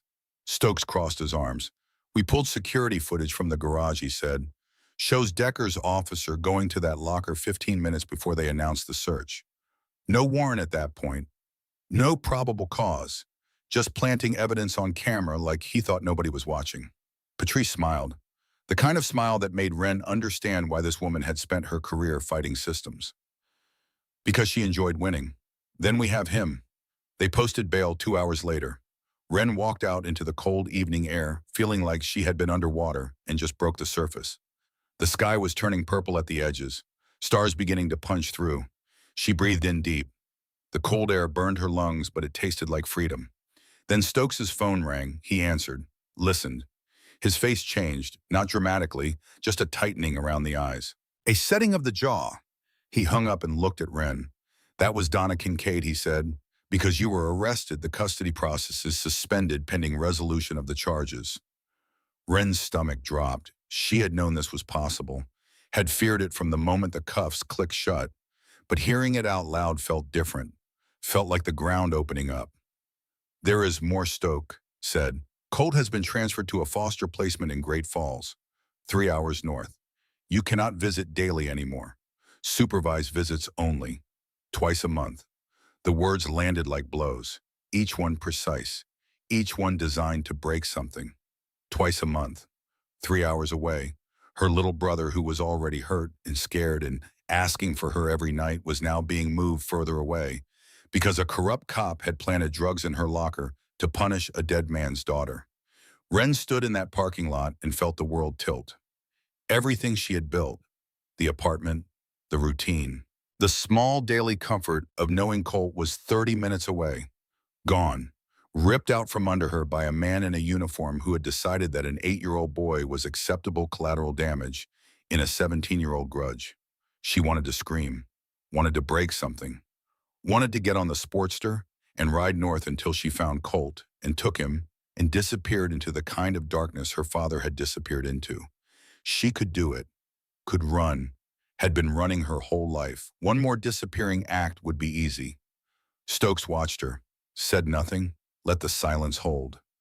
Wren stared at the ground, at her boots, at the grease still under her fingernails from a morning that felt like it belonged to a different life. She thought about Colt on the couch in that group home, the way he had pressed against her side, the way he had said, "Are you staying here too?" with a voice that expected the answer to be no, because every answer in his life had been no. She thought about her father, Emmett Collier, a man she had never known who had walked away from everything to keep her safe, a man who had chosen to disappear rather than let his daughter pay for his courage. He had run, and running had kept her alive, but it had also left her growing up without him, left her mother struggling, left Colt in the system. Running kept you breathing, but it did not keep you whole. Wren looked up at Stokes. "How do we fight this?" she said. Stokes's eyes warmed. Not much, just enough to show he had been waiting for that question instead of the other one, the one about how to run.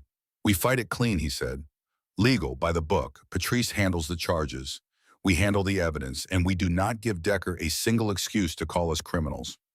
That night, Gunnar was waiting at the clubhouse, still in the wheelchair, but looking stronger than the day before, color returning to his face, fire returning to his eyes. He waved Wren over when she walked in. "Sit," he said. Wren sat. "Decker came after you because of me," Gunnar said. "Because of your father, that makes this club business. So here's what we are going to do. Patrice fights this legal, clean, by the book. We do not give Decker an excuse to call us criminals, but we also do not sit quiet." He pulled an envelope from inside his cut, old, yellowed at the edges, sealed with wax that had cracked with age. "Your father left this with me 17 years ago," Gunnar said. "Told me to open it only if his family was ever in danger. I think that time is now." He broke the seal. Inside were 3 things: a cassette tape with a handwritten label, a stack of photographs with dates on the backs, and a letter written in faded ink on paper that had yellowed to the color of old bones. Gunnar handed the letter to Wren. "This is for you." Wren unfolded it with shaking hands. The handwriting was neat, careful. The words of someone who knew this might be the last thing his daughter ever read from him. Wren, it began, "If you are reading this, you found them. Stokes and Gunnar, the brothers I chose when I could not stay with the family I was born into. I want you to know I did not leave because I did not love you. I left because loving you meant keeping you alive. The men who wanted me dead would have come for you and your mother if I stayed. So I disappeared, became someone else, lived under a name that was not mine so yours could stay clean. I am sorry I was not there to teach you to ride a bike, or scare off bad boyfriends, or walk you down any aisle. But I made Stokes and Gunnar promise that if you ever needed them, they would be the fathers I could not be. Trust them, Wren. They are good men in a world that does not make many anymore. Be strong, be kind, be the girl I know you are, even though I never got to watch you grow into her. All my love, Dad." Wren's vision blurred. Tears fell onto the paper. She wiped them away quickly, afraid of smudging the ink, afraid of erasing the only words her father had ever written to her. Stokes put a hand on her shoulder. He meant every word he said quietly. Gunnar held up the cassette tape. "This is Emmett's testimony," he said. "The original recording, never officially logged because the prosecutor used his own copy. But your father kept a backup, just in case." "And the photos?" Wren asked, her voice barely above a whisper. "Evidence," Gunnar said. "Photos of Chief Decker meeting with his brother Wade the day before the murder. Photos of cash exchanging hands. Your father was not just a witness, Wren. He was investigating, building a case on his own. This is the insurance he left behind." Patrice leaned forward from her chair in the corner. Her eyes were bright with the particular intensity of a lawyer who has just been handed the winning hand. If we release this, she said. Decker is finished. Not yet, Gunnar said. First we clear Wren's name, then we bury him. A week before the hearing, Decker made his move. Wren was leaving the grocery store, arms full of bags, mind running through the list of things she still needed to do before the court date. She was thinking about Colt, about how his voice had sounded on the phone last night, smaller than usual, quieter. Like the distance between them was not just miles, but something heavier. The black SUV pulled up beside her.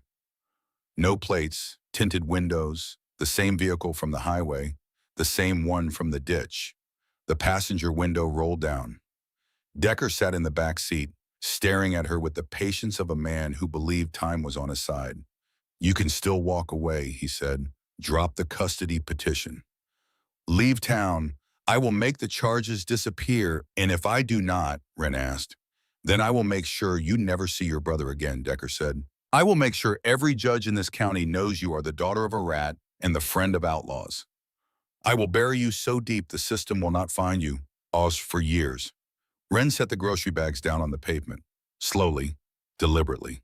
She stepped closer to the SUV, close enough to see the veins in Decker's neck, close enough to smell the same cologne from the garage, close enough to look straight into the cold eyes that had haunted her since Patrice slid that photograph across the desk. My father stood up to your family, she said, testified even though he knew it would cost him everything. And you think I am going to run because you made some threats in a parking lot? Decker's eyes narrowed. I am not my father, Wren continued. Her voice did not shake, not once. I am not running. I am not hiding. And when that judge hears what you did, when they see the evidence Emmett Collier left behind, you are the one who is going to lose everything. Decker smiled, slow and cold, the smile of a man who still believed he was the most dangerous thing in the room. Brave words, girl. Let us see if you still believe them when they take your brother away. The window rolled up, the SUV drove off, disappeared into traffic like it had never been there. Wren stood in the parking lot, shaking, not from fear, from rage, from the white-hot fury of a 17-year-old girl who had spent her entire life being told she was nothing and had finally decided to believe the opposite. Stokes found her 20 minutes later, still standing there, groceries on the ground. He did not ask what happened. He just picked up the bags and walked her back to the truck. That night, the club gathered, not for a meeting, for something else. Gunnar called it a ride. 750 motorcycles lined up outside the clubhouse. Wren stood among them, helmet in hand, her own bike waiting, a used Sportster the club had rebuilt for her.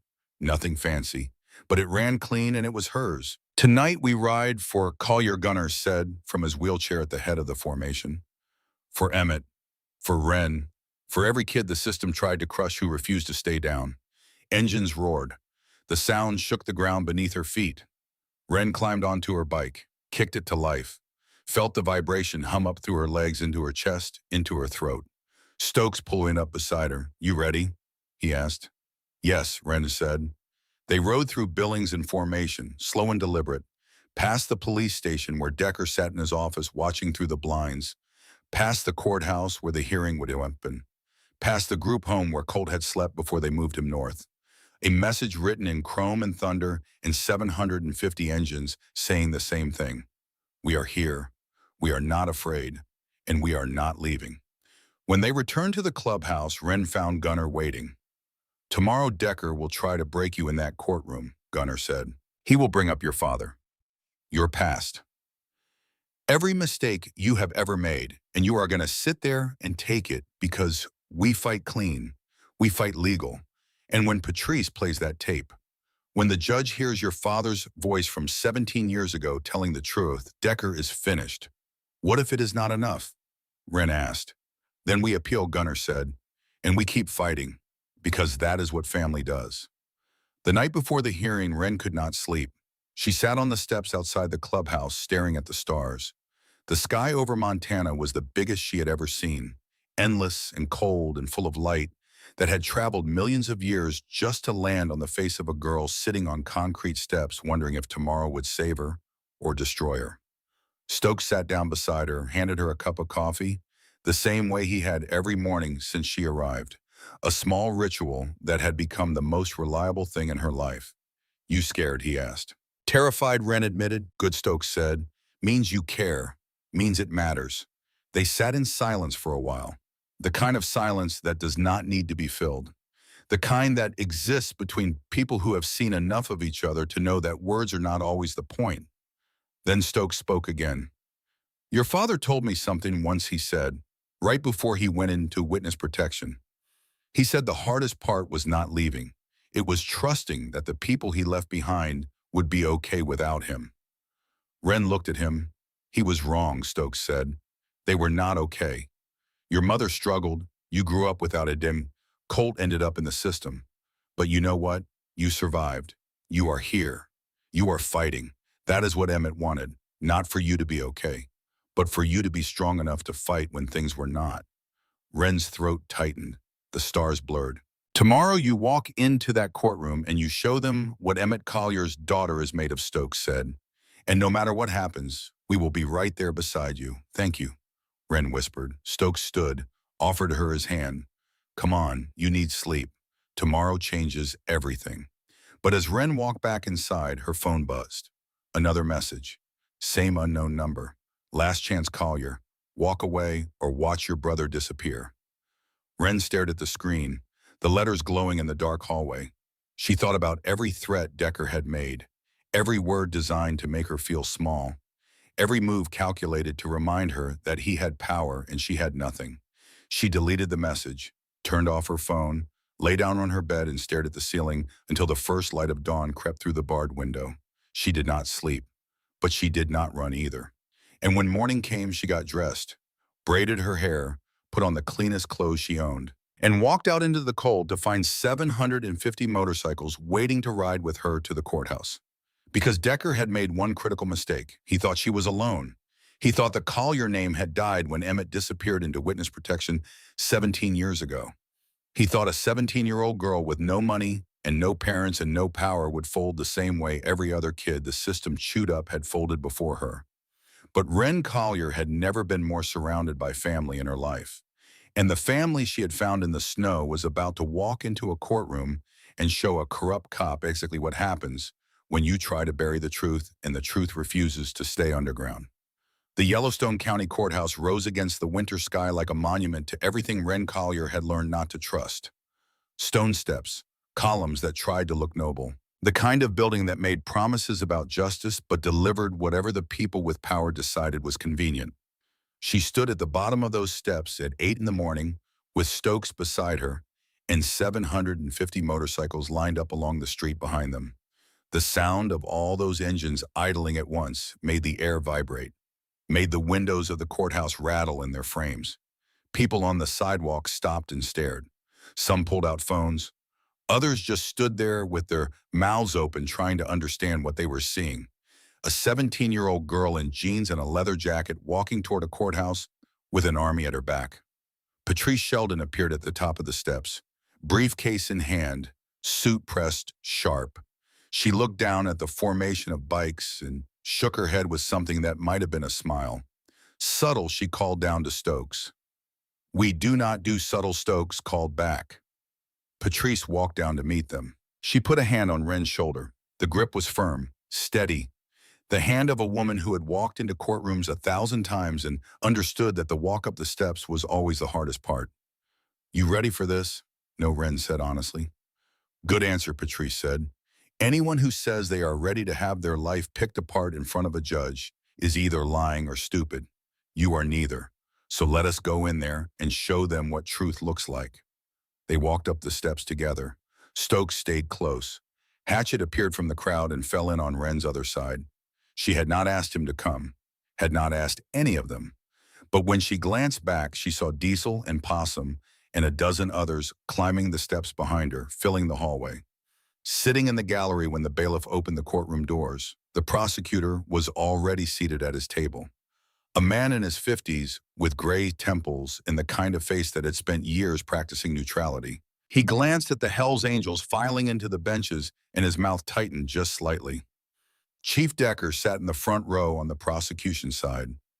Uniform crisp, hair perfect. eyes cold as January ice when they found Wren across the room. He looked at her the way a man looks at something he has already decided to destroy, patient and certain and completely without mercy. Wren looked back. She did not flinch, did not drop her gaze, did not give him a single inch of the fear he was searching for. She sat down at the defense table beside Patrice and folded her hands in her lap and waited. All rise, the bailiff said. Judge Ruth Calloway entered, mid-60s, black robe, reading glasses hanging from a chain around her neck. She had the face of a woman who had spent decades listening to people lie and had developed an almost surgical ability to separate truth from performance. She sat, scanned the courtroom. Her gaze lingered on the cuts and patches filling half the gallery. We are here today for two matters, Judge Calloway said. The state of Montana versus Wren Collier in charges of possession of a controlled substance and the petition for emergency custody of Colt Collier. Given the interconnected nature of these cases, I am hearing them together. Prosecution, you may begin. The prosecutor stood, buttoned his jacket, cleared his throat. Your Honor, the state will show that Miss Collier was found in possession of methamphetamine at an unlicensed motorcycle repair facility. Despite her age and claims of innocence, the evidence is clear. He presented his case with the mechanical precision of a man doing a job he had done 100 times. Photos of the bag found in the locker, lab reports confirming the substance, testimony from the arresting officer about the raid and the discovery. It was textbook, clean, designed to make Wren look like exactly what Decker wanted the judge to see. A troubled teenager with no future making excuses in a room full of criminals. Wren sat still through all of it, hands folded, back straight. She could feel Decker's eyes on the side of her face like a sunburn. Could feel the weight of every man in the gallery watching her. Could feel the future she had promised Colt teetering on the edge of a cliff. Patrice stood when it was her turn. She moved with the unhurried confidence of someone who knew exactly where every piece on the board was placed. Your Honor, the defense will show that this evidence was planted by corrupt law enforcement with a personal vendetta against Miss Collier's family. A murmur ran through the courtroom. Judge Calloway raised an eyebrow. That is a serious accusation, Miss Sheldon. It is a serious case, Your Honor, Patrice replied. She approached the bench with a laptop. Your Honor, I would like to submit security footage from the garage where this alleged crime took place. The judge nodded. Proceed. Patrice set up the laptop so the screen faced the judge. Pressed play. The footage showed the garage from a high angle. Timestamp in the corner, reading 7:45 in the morning, 15 minutes before the raid was officially announced.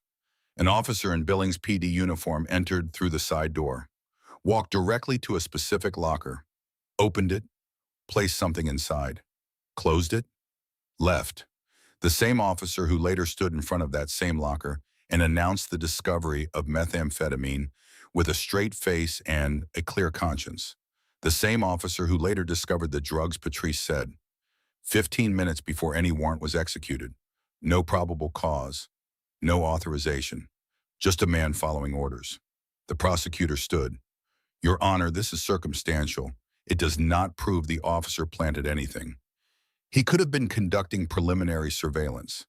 Then let us hear from the officer himself, Patrice said. She turned to the gallery. Officer Tully is here under subpoena.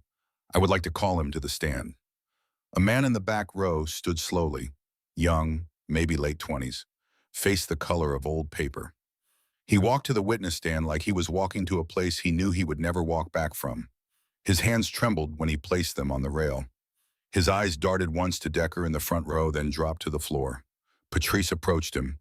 Her heels clicked on the floor in the silence, each step measured and deliberate. Officer Tully, did you enter the garage at the address on Fletcher Street on the morning of March 2nd at 07:45 hours? Tully swallowed. His Adam's apple moved like a stone going down. He glanced at Decker again. Decker stared back with the flat, expressionless gaze of a man watching a chess piece decide whether to sacrifice itself. I was conducting preliminary surveillance, Tully said. His voice was thin. Without a warrant, Patrice asked. We had intelligence that illegal activity was taking place. What illegal activity? Drug distribution. Did you find any drugs during your preliminary surveillance? Tully hesitated. The silence stretched. The courtroom held its breath. Not at that time. But you went to a specific locker and opened it. Why? I was checking for contraband. And did you place anything in that locker? Silence. The kind that has weight. The kind that presses down on everyone in the room equally. Ren could hear the ventilation system humming. Could hear someone in the gallery shift in their seat. Could hear her own heartbeat in her ears, steady and loud. Officer Tully Patrice said, voice sharp enough to cut glass. Did you place drugs in that locker on orders from Chief Lyle Decker? Objection, the prosecutor barked, rising from his chair. Speculation. I will rephrase, Patrice said, not missing a beat. Officer Tully, have you ever received orders from Chief Decker to plant evidence in any investigation? More silence. Tully's jaw worked. His eyes glistened. He looked like a man standing on the edge of a building, trying to decide which direction to fall. Behind him in the front row, Decker's face had turned to stone. But his hands on his knees were white at the knuckles.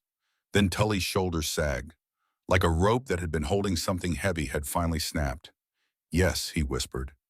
The courtroom erupted, not in shouts, in the sharp intake of breath from 40 people at once, in the creak of benches as bodies leaned forward, in the low rumble of voices that started like distant thunder. Judge Calloway slammed her gavel. Order in this court. Decker stood, face red, veins standing out on his neck. That officer is lying, he shouted. He is trying to save his own career. Sit down, Chief Decker, Judge Calloway said. Her voice was iron wrapped in velvet. You will have your chance to speak if called, a safe call. But right now I suggest you remain silent. Decker sat, but his hands were shaking. For the first time since Wren had seen him walk into that garage with his cold eyes and his pressed uniform, the man who had orchestrated all of this was shaking. Patrice turned back to Tully. Her voice softened, not with sympathy, but with the precision of a surgeon who needed the patient to hold still for one more cut. Why did you do it? Because I was told this girl's father destroyed Chief Decker's family 17 years ago, Tully said, that she deserved to pay for it, and that if I did not help, I would lose my badge, my pension, everything. Judge Calloway leaned forward, removed her glasses. Officer Tully, you understand you are admitting to a felony under oath. Tully nodded, tears running down his face now, not the tears of a man feeling sorry for himself. The tears of a man who had been carrying a weight he was never strong enough to hold and had finally set it down. Yes, Your Honor, I am done lying for him. Patrice walked back to her table, unhurried, collected. She straightened a paper on the desk that did not need straightening, letting the moment breathe, letting the courtroom absorb what had just happened. Your Honor, the defense moves to dismiss all charges against Wren Collier. This was not a drug case. This was a conspiracy orchestrated by Chief Lyle Decker to punish the daughter of a man who testified against his brother 17 years ago. The prosecutor stood, looking like a man who had just realized the building he was standing in had no foundation. Your Honor, even if we accept that this particular evidence was tainted, that this does not address the custody matter. You are right, Patrice said, so let us address it. She pulled out another file. Your Honor, I would like to call Colt Collier to the stand. Colt entered through the side door with Donna Kincaid beside him. He looked so small in the big courtroom, smaller than Wren remembered, like the weeks apart had shrunk him. He wore clothes she did not recognize. His hair was combed for once. Someone had tried to make him look presentable and had almost succeeded except for the shoelace that was untied and the way his eyes darted around the room like a bird that had been let out of a cage and was not sure if the sky was safe. But when he saw Wren sitting at the table, his face brightened. Every shadow left it. He waved. A small, quick wave with his whole hand. The wave of a kid who is trying to be brave in a room full of adults who hold his future in their hands. Wren waved back, and something inside her that had been clenched tight since the day Decker put handcuffs on her wrists finally began to loosen. Donna helped Colt into the witness chair. The bailiff brought over a step stool so he could reach the microphone. His feet dangled above the floor. His hands gripped the armrests. Judge Calloway smiled down at him. The first smile Wren had seen on her face all morning. The kind of smile that comes from a woman who became a judge because she believed the law was supposed to protect people like the bear sitting in front of her. Hi, Colt. Do you know why you are here today? Colt nodded. Miss Donna says you are going to decide if I can live with my sister. That is right, the judge said. I am going to ask you some questions, and I need you to tell me the truth. Can you do that? Yes, ma'am. Patrice approached gently. Her voice dropped to a register Wren had never heard from her. Warm, patient, nothing like the blade she had been wielding minutes ago. Colt, can you tell the judge about your foster home? The one with Mr. Harwood? Colt's face fell. The brightness drained out of it like water through a crack. He was mean, Colt said. He yelled a lot. And sometimes he hit me. Where did he hit you? On my arms. And my back. When I did not clean my room fast enough, or when I talked too much.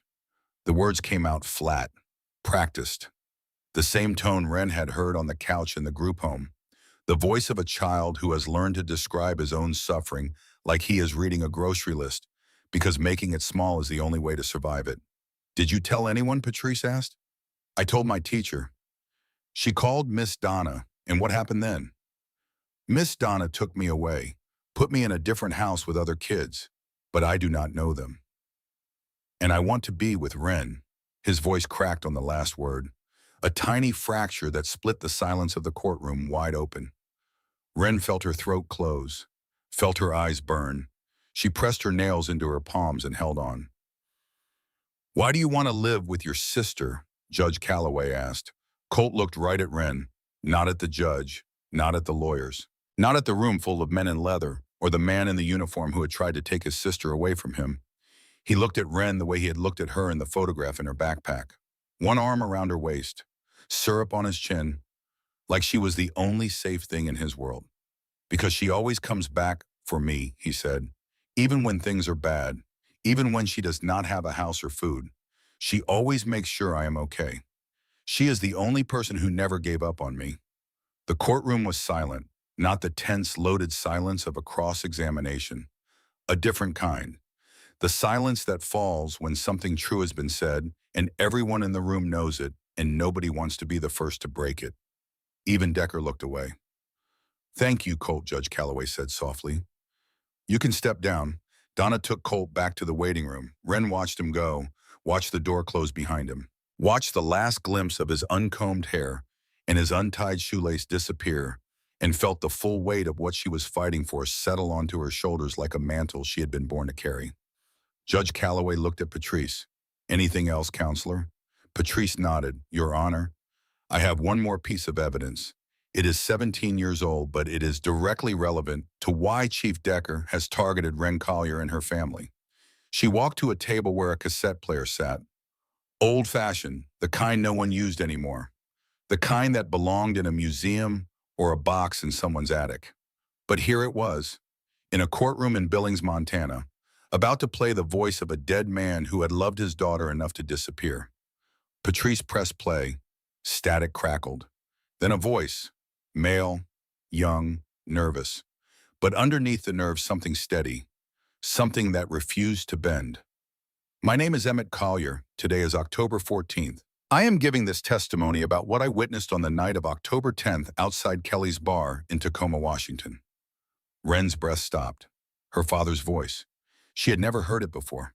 Not in any recording, not in any video, not even in a voicemail or a home movie. Just stories from Stokes and Gunner. Descriptions of a man she had spent her whole life imagining. And now he was here, speaking from 17 years ago, speaking from the grave, speaking directly to her across time and silence, and all the years she had believed he did not care. The testimony continued.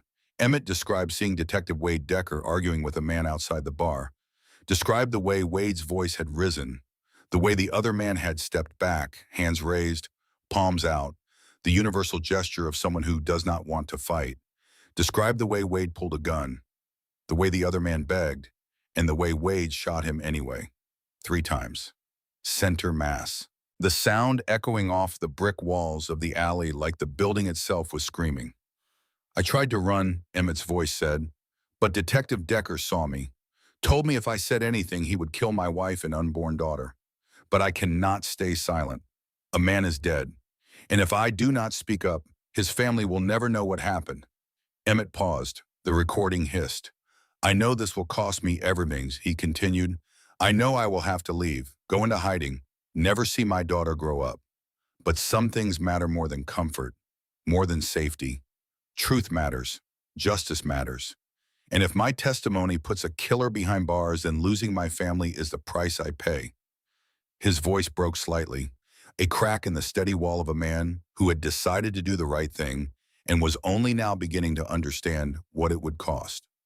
Ren, if you ever hear this, I want you to know your daddy loved you.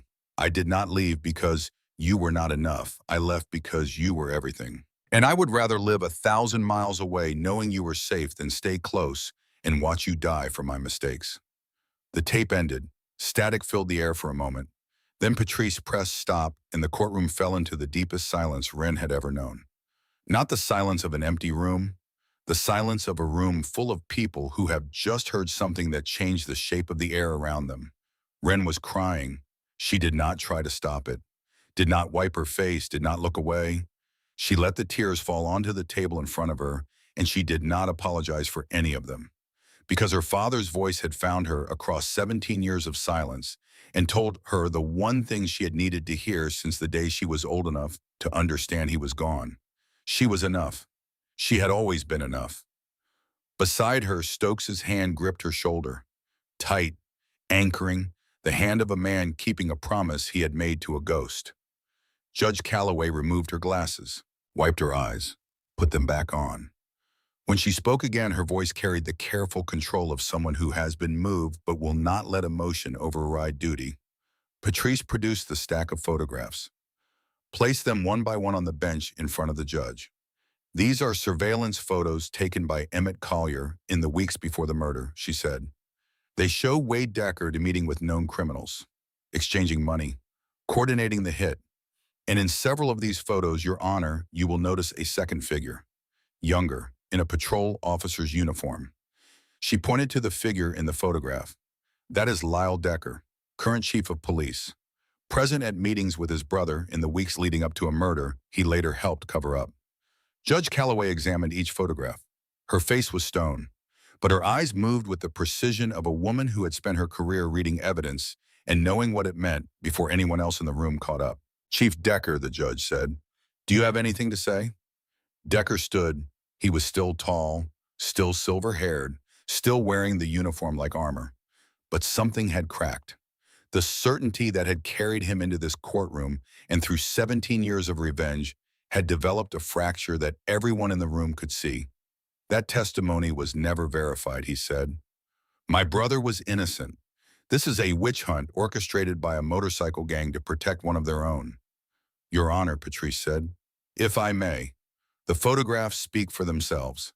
The testimony is corroborated by the conviction that resulted from it, and Officer Tully has already confirmed under oath that Chief Decker ordered evidence planted in this case. This is not a witch hunt. This is a reckoning.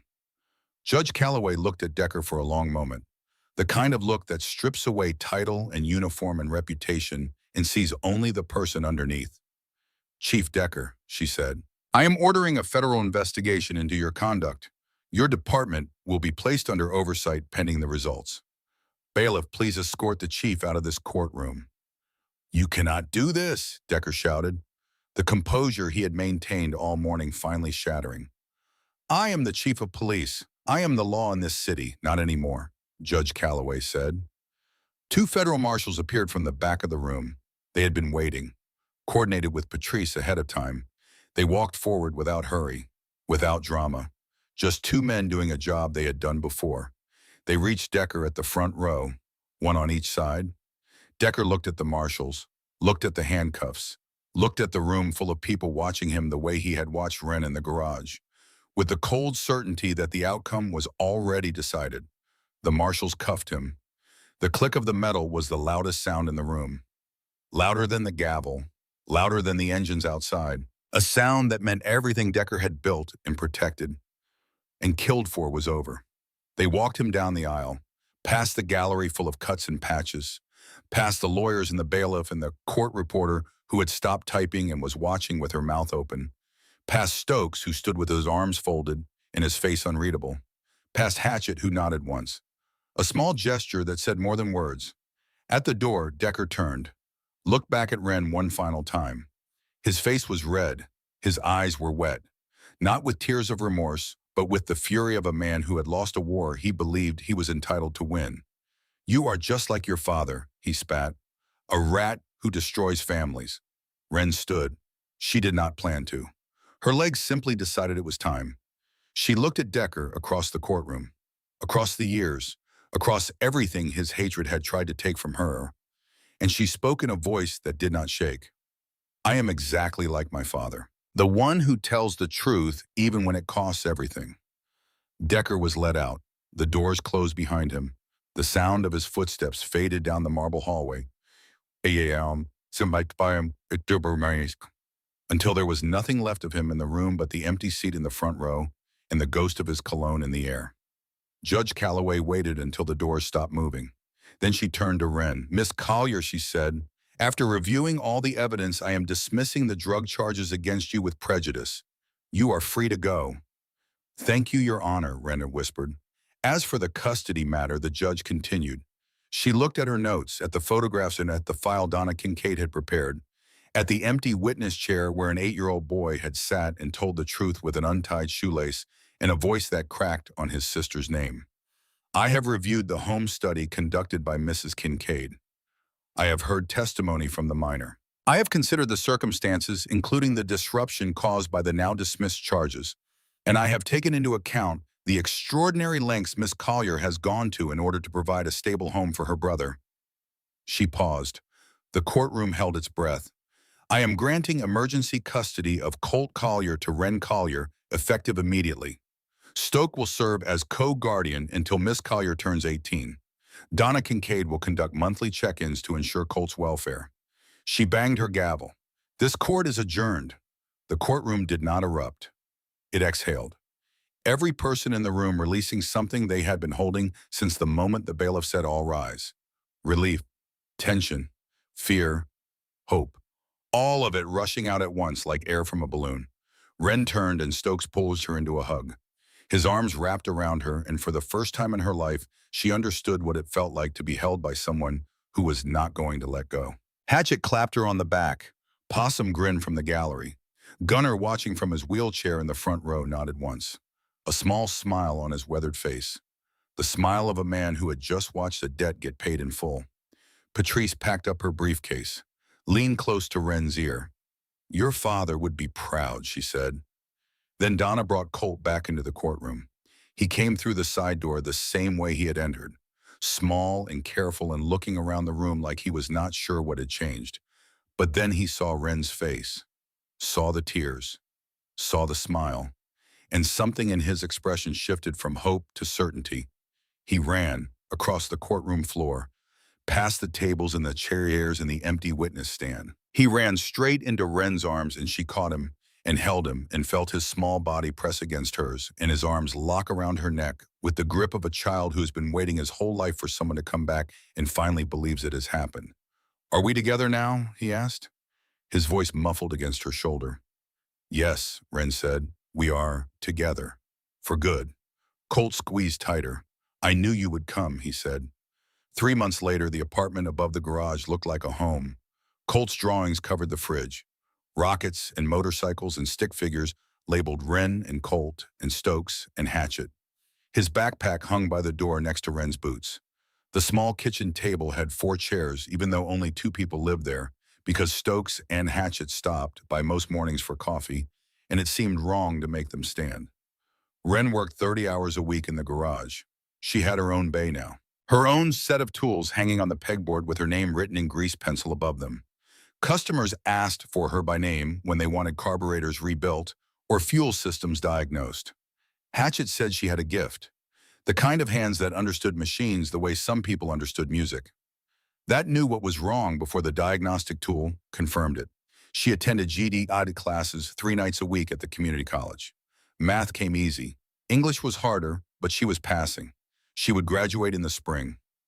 Colt thrived. He played Little League, made friends whose names he talked about at dinner, stopped flinching when adults raised their voices. At night, he asked Wren to read to him, even though he could read himself.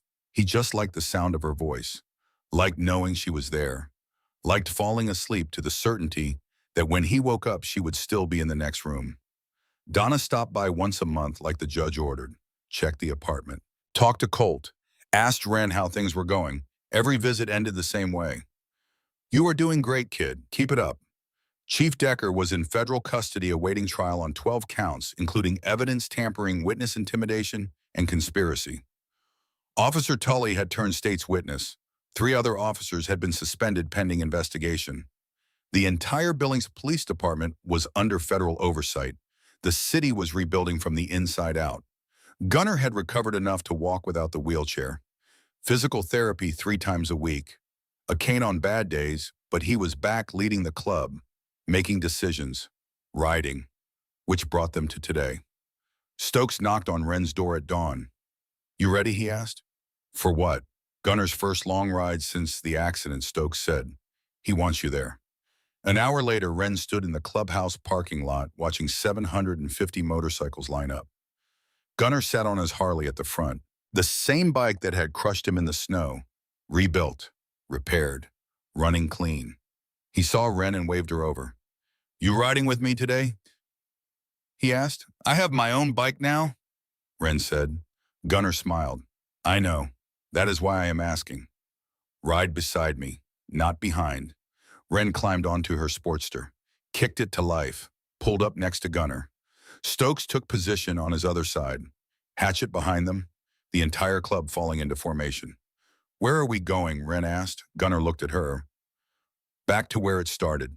They rode out of Billings in a long convoy through the Montana morning, past fields waking up to spring, past farmhouses and fence lines and the big empty sky that seemed to go on forever.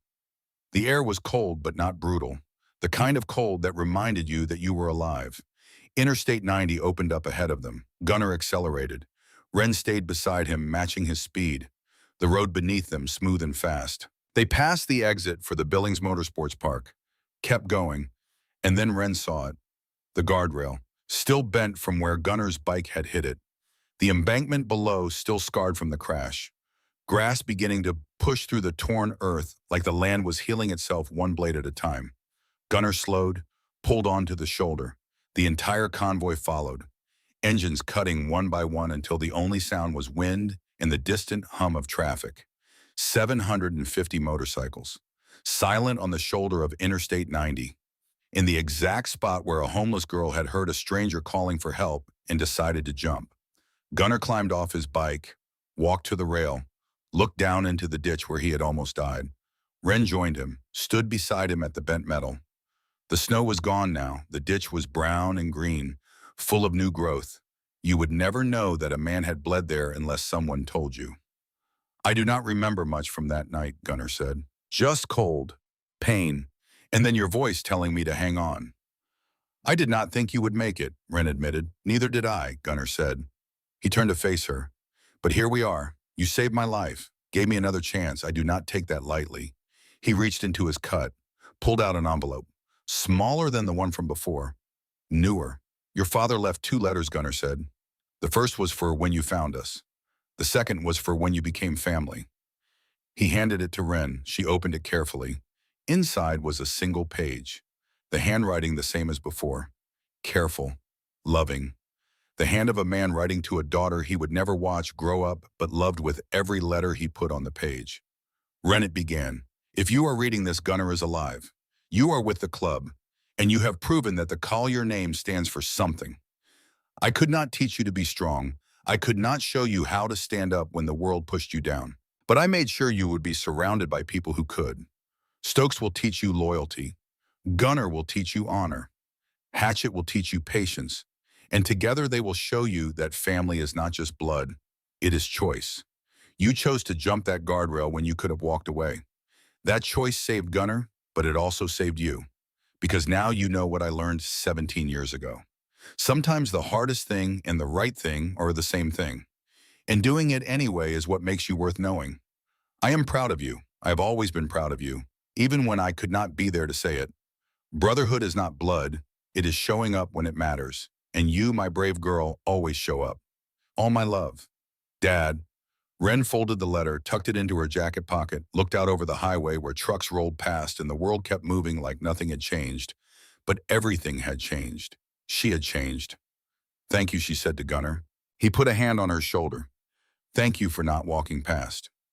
They stood there for a long moment, the wind moving across the open fields. The sky so wide it made everything underneath it feel both small and infinite at the same time. Then Stokes appeared beside them. "We should get moving," he said. "Got a surprise waiting back at the clubhouse." "What surprise?" Wren asked. "You will see." They rode back faster this time, the convoy opening up on the interstate. Wren felt the wind pull at her jacket, felt the engine hum through her body, felt alive in a way she had not known was possible 3 months ago when she was walking the same road in the opposite direction with frozen feet and an empty stomach and nothing in her future but more cold. When they pulled into the clubhouse lot, Colt was waiting, sitting on the steps with Possum beside him. He jumped up when he saw Wren. "You are back," he shouted. Wren climbed off the bike, scooped him into a hug. He was heavier than he had been 3 months ago, eating real meals, growing into the safety she had built for him. "Miss me?" she asked. "Always," Colt said. Stokes walked over with a box under his arm, set it on the picnic table, opened it. Inside was a leather cut, small, kid-sized, patches already sewn on. Hell's Angels, Montana, and below that, a support patch. Colt Collier. Family. "This is for you," Stokes said to Colt. "If you want it." Colt's eyes went wide. "Really? You are Wren's brother. That makes you ours, too." Colt looked at Wren. "Can I?" "Of course," Wren said. Stokes helped him put it on. The sleeves were too long, the shoulders too wide. But Colt stood up straighter wearing it, grinned like he had just been handed proof that he belonged somewhere, that someone had made something with his name on it and given it to him on purpose. Possum high-fived him. "Welcome to the family, little man." That night, the club threw a cookout. Burgers and ribs and corn on the grill. Music playing from speakers someone had wired to a post. Kids running around the lot. Wren sat on a bench watching Colt play tag with Possum's nephew. Both of them wearing cuts that did not quite fit but somehow looked perfect anyway. Stokes sat down beside her, handed her a soda. "You good?" "Yeah," Wren said. "I think I am." "Your old man would have loved this," Stokes said. "Seeing you here, seeing Colt safe, watching you become the person he always knew you could be." Wren took a sip, watched the sun start to drop toward the horizon, painting the Montana sky in shades of orange and red that looked like the world was showing off. "You really think he would be proud?" Stokes nodded. "I know he would."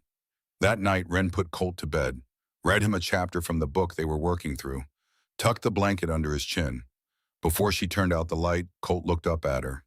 "Wren, yeah, are we going to be okay now? Like really okay?" Wren thought about the question. About everything they had survived to get here. About the ditch and the snow and the 750 engines and the courtroom and the voice on the cassette tape. About a father she never knew who loved her enough to disappear. About a family she found in the wreckage of a motorcycle crash on the coldest night of the year. "Yeah," she said, "we are going to be really okay." Colt smiled, closed his eyes, was asleep in minutes. Wren walked back into the living room, pulled out her father's letters. Both of them, read them again slowly, carefully, memorizing every word, every curve of his handwriting, every place where the pen had pressed harder because the emotion behind the words was too big for the page to hold. Then she folded them up, put them in a box with the photograph of Colt and the ripped bus ticket and all the small pieces of the life she used to carry in a backpack on a frozen highway. She did not need them the way she used to, not as proof that she existed, not as evidence that someone had once cared, but she kept them anyway. Reminders of where she had been, proof that she had survived.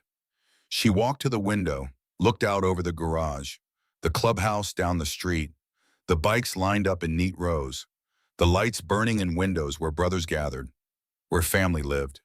Wren Collier was 17 years old, a high school dropout working toward her GED, a mechanic's apprentice with grease under her nails, a sister raising her brother in a small apartment above a garage, a girl who had jumped into a snowstorm to save a stranger and found a family in the wreckage. She was not perfect. She was not fixed. She still woke up some nights afraid that it would all disappear, that someone would decide she did not deserve it and take it away. But she was here. She was fighting. She was showing up. And in the end, that was all her father had ever asked her to do. Wren turned off the lights, climbed into bed, closed her eyes. Tomorrow, Stokes would teach her to ride faster. Hatchet would show her how to rebuild a transmission.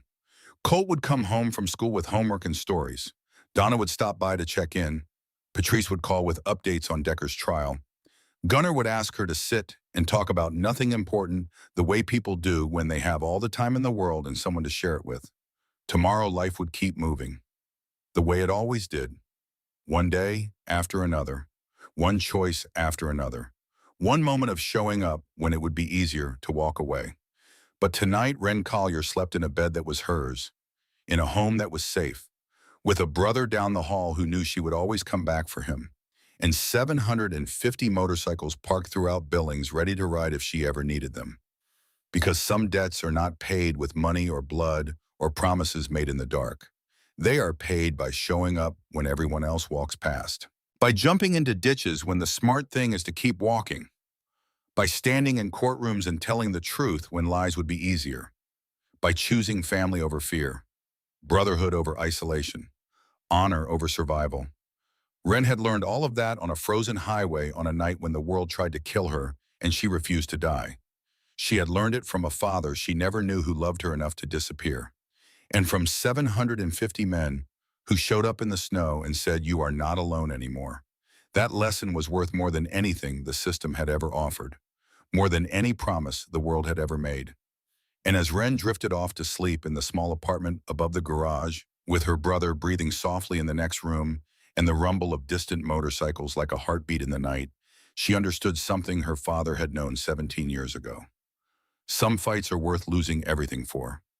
Some truths are worth the pain. And some families are not the ones you are born into. They are the ones you find when you are freezing in the snow and someone hears you calling for help and decides to stay.